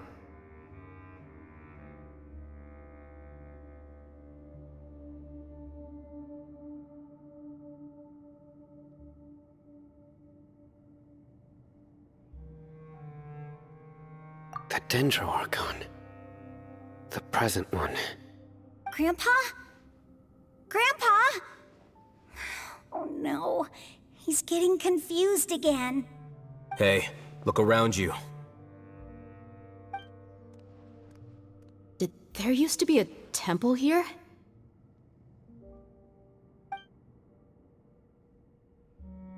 It seems that when the sand dune collapsed, it exposed these underground structures. The symbols on the gate belong to King Deshret's civilization. This structure must be ancient. Over time, the sandstorms completely buried it and left it in the state we see now. It could have been an underground palace in the distant past. Oh, a miracle. Praise King Deshret! What's he doing here? And his men too? They must have fallen down here with us. Pretty lucky if you ask me. Most of them seem in really bad shape. Except for him. He got off lightly. Mind your head. No, this isn't the time for conflict. Our exalted lord has shown us the way to his sacred palace. He's not actually gonna go in there, is he? As it happens, I want to take a look inside too. What are you doing? Don't you think it's curious? 1 minute, Lesser Lord Kusanali's power protects us from harm, and the next, remnants of King Deshret's civilization appear. 2 major deities are vying to showcase their power to us. It would be a shame not to witness them both. Paimon thought you weren't interested in gods. Indeed. In my view, gods are just a higher form of living being, or creature, you could say. New discoveries are always worth investigating. Whether they have anything to do with gods is neither here nor there. Raman, what are you gonna do about your men? I'll just let them lay here. King Deshret will take care of his people. Right now, I'm going inside.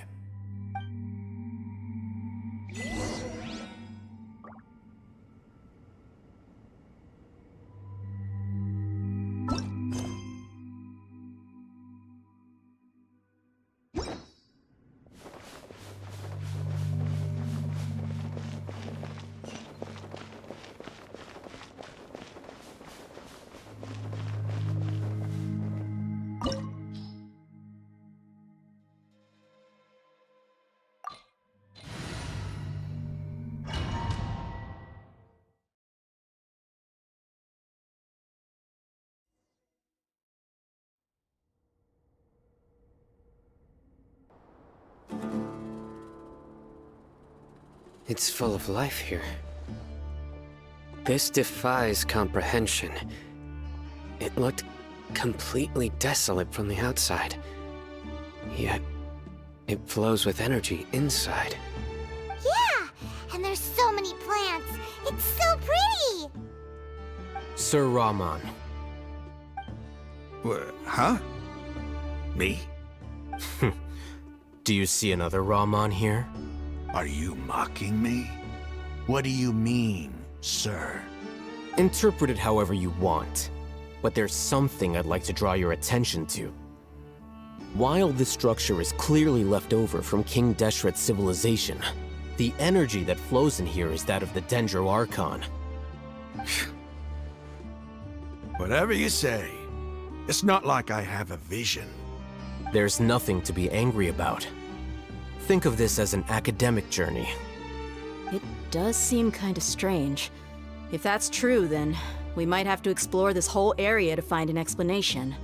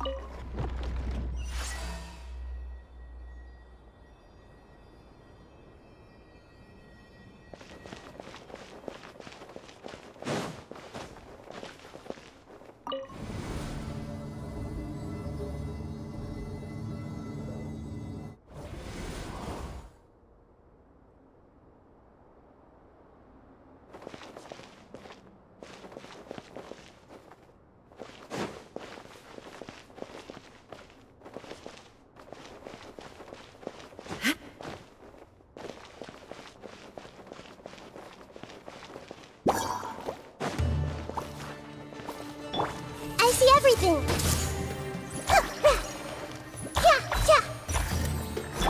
Shower me with praise!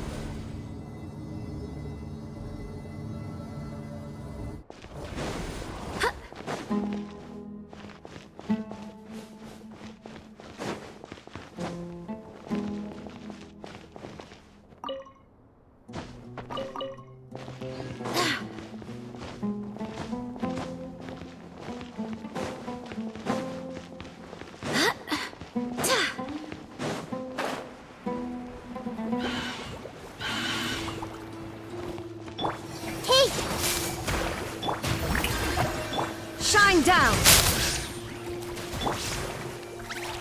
I see everything!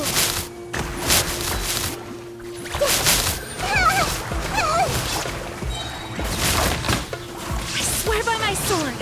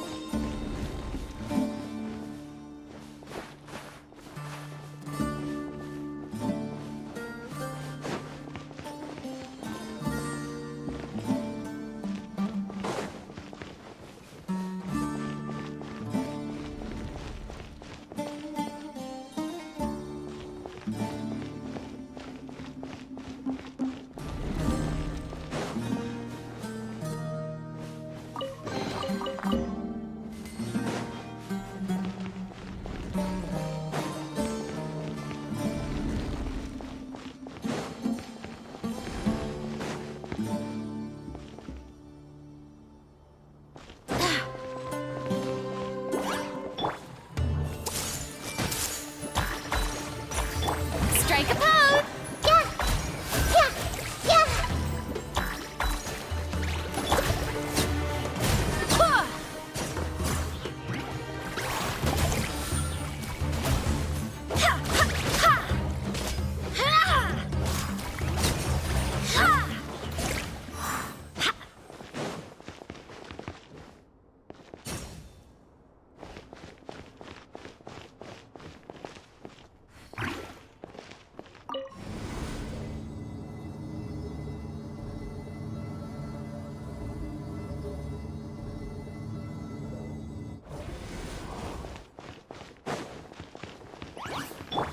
Everyone hold hands! Yoo-hoo! There is no escape!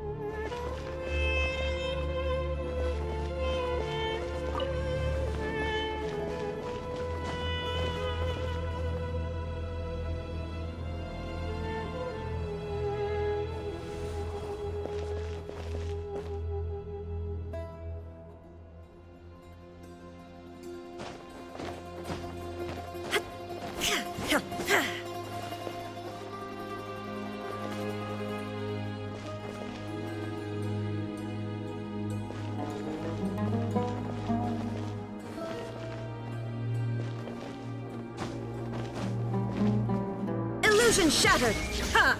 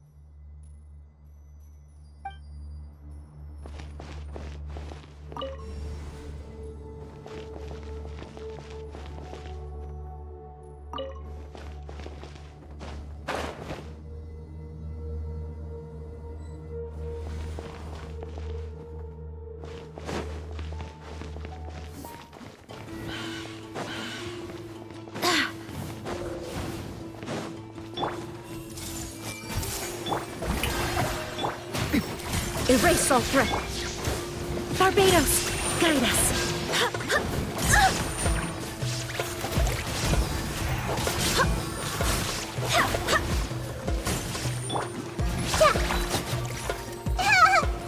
Hey! There is no escape!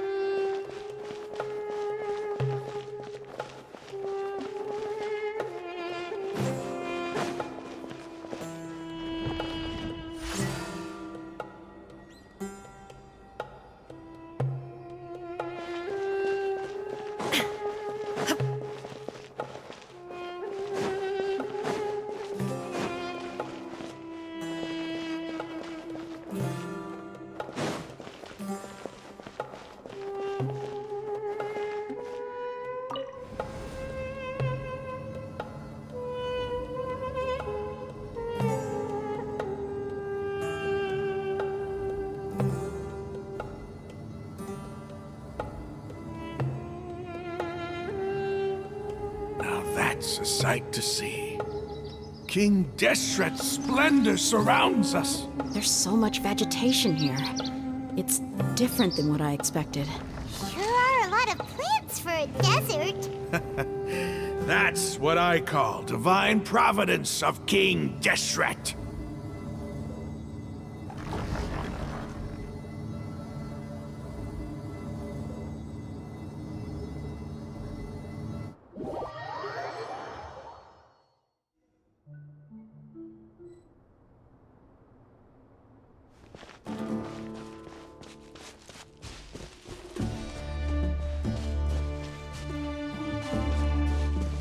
It's getting brighter!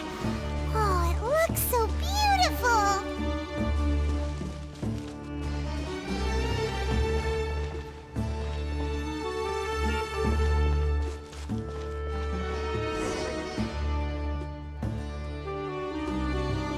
Wait. What's that?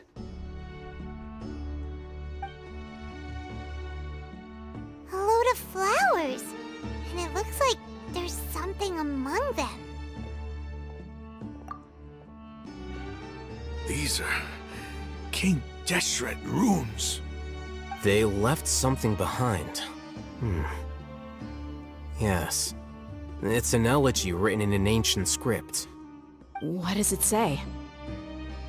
Here lies our faithful priest Kasala. His wisdom is a miracle among the people, deserving of high praise and admiration. You can read ancient King Deshret script? Of course. Every student needs to master at least 20 languages before they graduate.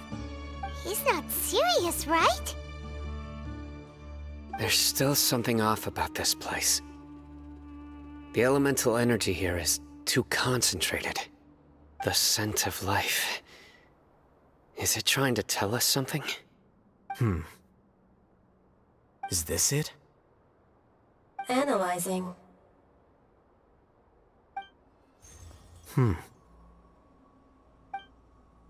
There seems to be a hidden message among these skeletal remains. Excellent. There's a device from King Deshret's civilization in this gravesite. I'll transmit the information over and project it for everyone to see. Isn't sharing knowledge against the Academia's rules? Yes.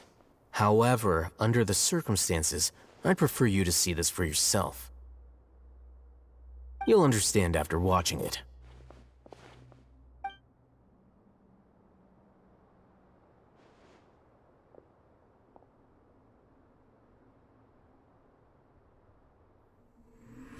Civilization is born of knowledge, but so too can knowledge be its demise.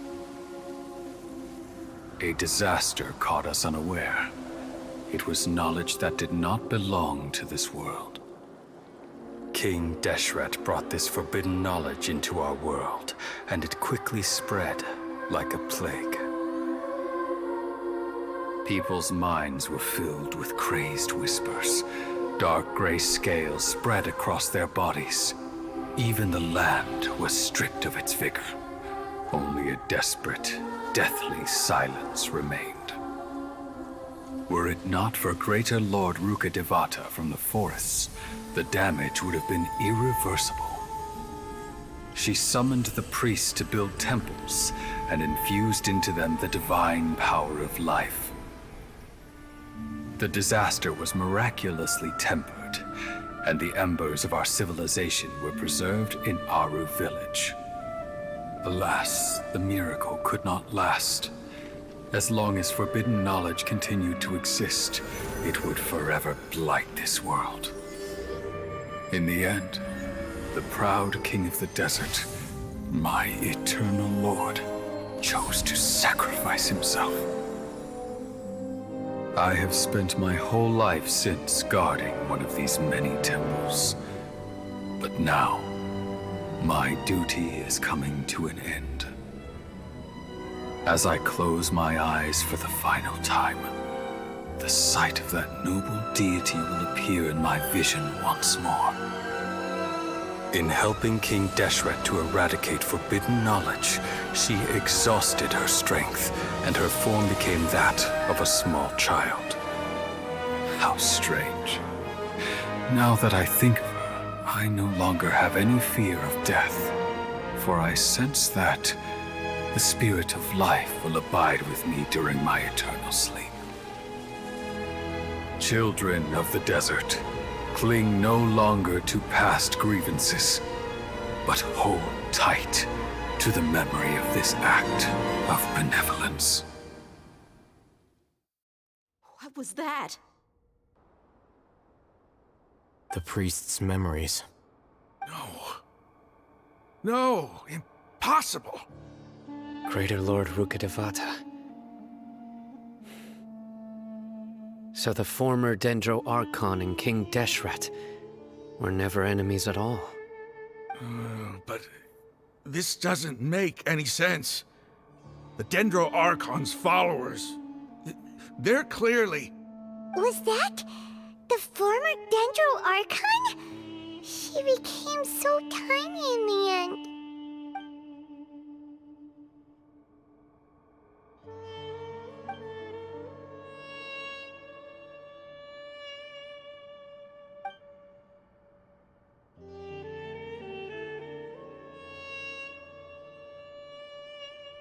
You might be distrustful of the Akasha, but there's no reason for you to doubt King Deshret's technology. You've just witnessed his priest's last words. I've never heard about any of this before. The surviving followers of King Deshret all gathered in Aru village. Our god did not make mistakes. We refused to believe any of the rumors. King Deshret's death, the all but total annihilation of our civilization, it was all Greater Lord Rukkhadevata's doing. We saw her as nothing more than a traitor, who stabbed us in the back in our moment of crisis. Just like us humans, fighting, feuding, double-crossing each other to survive in the desert. You were blinded by your prejudice.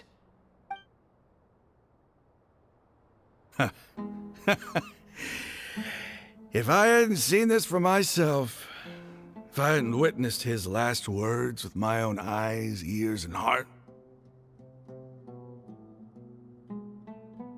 how could I ever begin to accept this?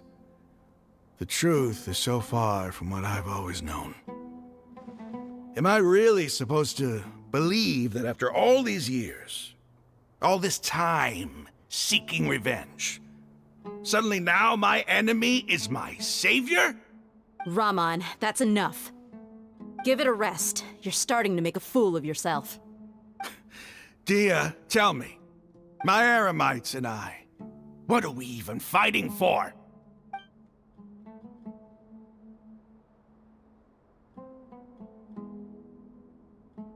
Hey, how you doing? I'll live. Thanks. I should probably go. Can't just stay here forever. What's your next move gonna be? Oh, I know what you're going to ask. I feel deeply ashamed of everything I've done. You'll get everything you're asking for. But please, give me some time. After everything that's happened here today, somehow I need to explain it to the others. It's not gonna be easy. Well, I guess that's for me to deal with. Dia, this is where our camp's located. Make a note of it. When would be a good time for us to go? Tomorrow, I'll convince everyone that we're all on the same side. And I'll return every last one of your your village keepers. We'll share our other resources with you too.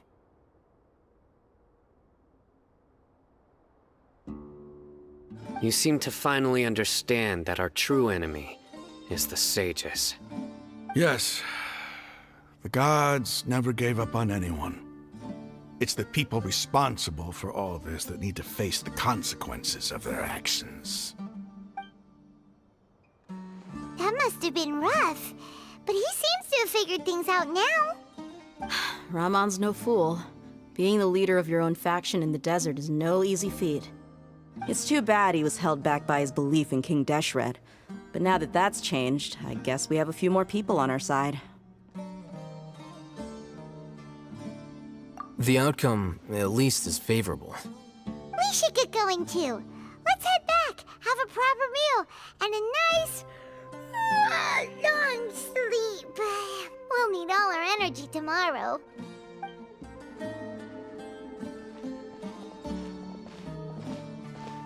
Sino, we're leaving! Stop yelling.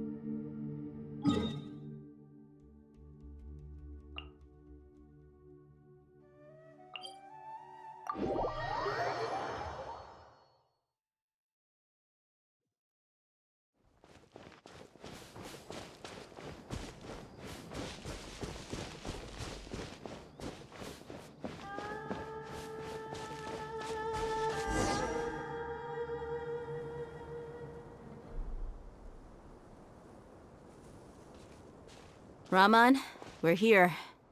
Everything's been arranged. Someone will bring the village keepers back to Aru village shortly. I guess all I can say now is thanks for agreeing to help. Ah, don't mention it. I think we can both agree you went to hell and back for it. But we share a common cause now. From here on out, we're allies. Where are the perpetrators? I'll bring you to them. Follow me.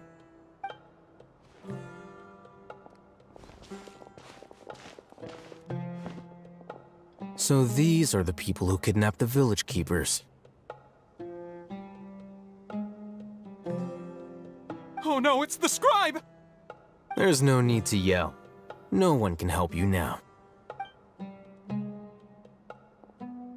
been all over the desert trying to find you! That's right.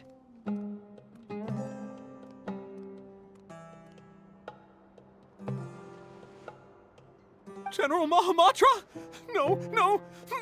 Make it quick, please! Swift and painless! Whoa. The moment they set eyes on Sino, they turned pale like they've seen a ghost! You should have known that I would be coming for you. Wait, we were just following orders. You know what I'm talking about, right? There's no way we could have done all this by ourselves. No, not Sino. He's gonna tear us limb from limb. I could do worse.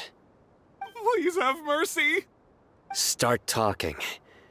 Otherwise, I'll have to resort to other methods. So, your superiors have kept you quite busy recently. Why? What are they trying to accomplish? They wanted to extract canned knowledge. Don't play dumb. You know what I'm really asking. They extract divine canned knowledge. Then what? I really don't know how to explain it. Well, you better start talking or you'll be sorry! You don't want to make things any more difficult for yourself, do ya?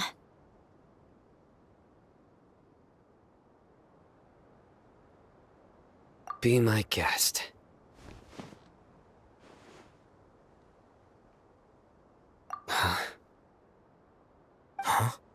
Uh-huh. That sure didn't sound like a fancy metaphor or anything. You're serious, aren't you? How did you know? There's no use hiding it now. Yes, you're right. The Academia is working on an important and potentially world-changing project. They are creating a new god. A god that will belong to them and to the people of Sumeru. It may seem as if Sumeru's academics are thriving, but ever since the death of Greater Lord Rukkhadevata, scholarly breakthroughs have been few and far between. The withering of Irminsul has been getting worse recently. The sages have tried everything they could think of, but nothing's worked. I'm always hearing them say things like, if only Greater Lord Rukkhadevata was still with us. Continue. And then, someone from the Fatui showed up. They called him the Doctor. He brought a gnosis and said he wanted to borrow the Academia's research facilities. The Doctor was previously expelled from the Academia. At first, the sages looked down at him in disdain. But when he said those words, everyone's expression changed. He asked them, "Do you wish to create a god?" This is what the arrogant ignorance at the extreme end of academia looks like. First, the Academia spent a long time constructing a divine vessel, which was based on an exquisite humanoid puppet. After that, they harvested dreams via the Sebzerus Festival Samsara, maximizing the Akasha's output. With the Doctor's help, and the Akasha now functioning at maximum efficiency, they were able to use it to extract the power from the Gnosis and convert it into a divine core. Next, they decided that their new god needed to possess divine wisdom. For that to happen, they needed a huge quantity of divine canned knowledge. It adds up. But how do you determine whether the knowledge extracted is of divine origin? Call it an educated guess? The Academia has been trying to figure out the exact source of the Scholar's madness for centuries, but to no avail. Nobody can explain the cause of this phenomenon. Surely you can see what that implies, Scribe Alhaitham. If it's knowledge no mortal can comprehend, then it must be something only gods are able to decipher. In other words, it's the source of the God of Wisdom's omniscience and omnipotence.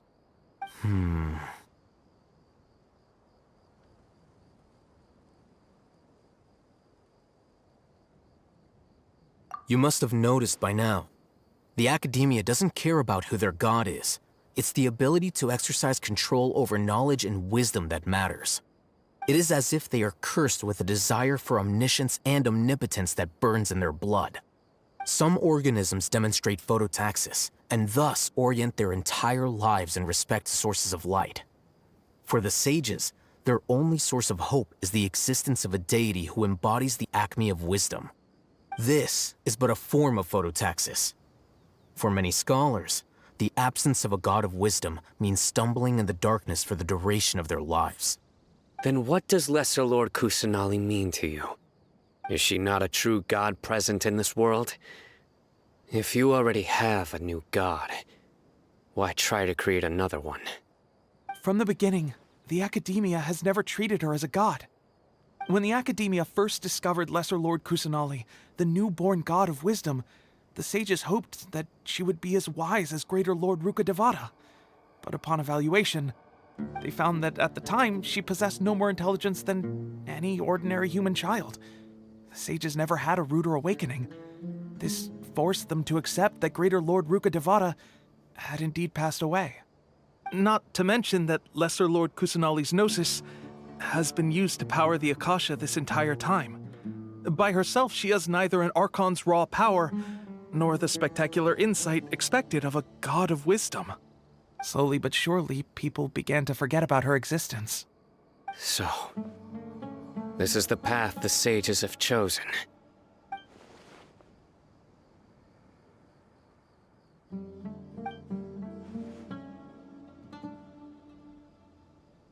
All right, let's try to keep our cool.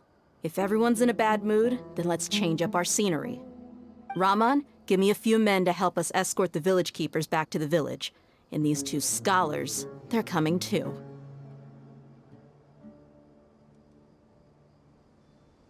Sure, as you wish.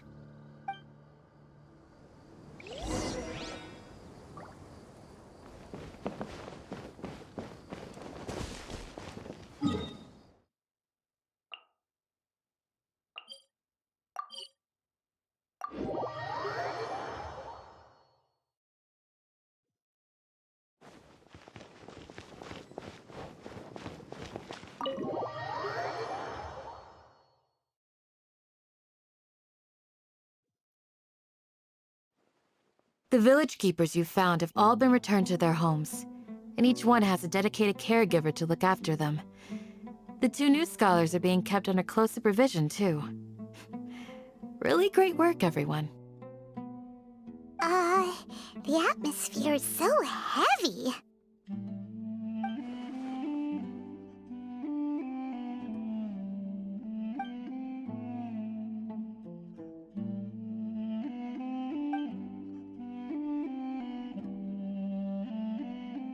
Hey! Say something! Stop spacing out! Come on, is there nothing left to talk about?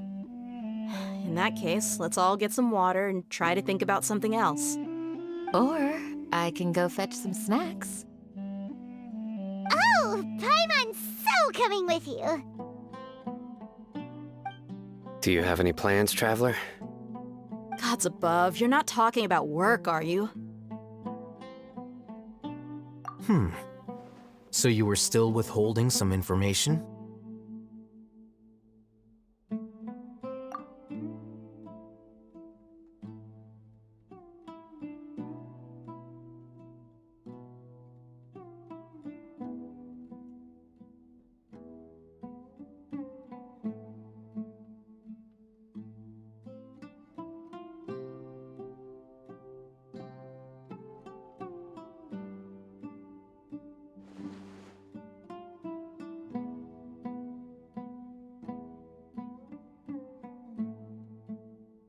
Even though we lived through all of this firsthand, it still feels super surreal to hear you talk about it again.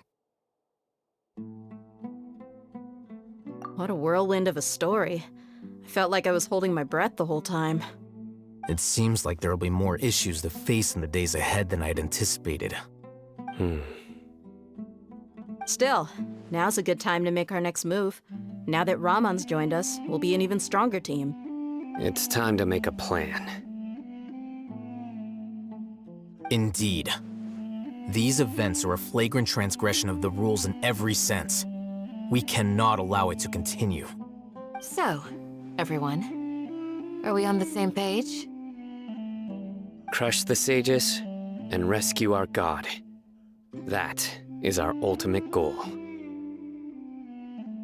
Well, let's brainstorm a little more about what other resources we can draw on. The next time we gather here, we must have a solid plan. Yep, it'll work out for sure.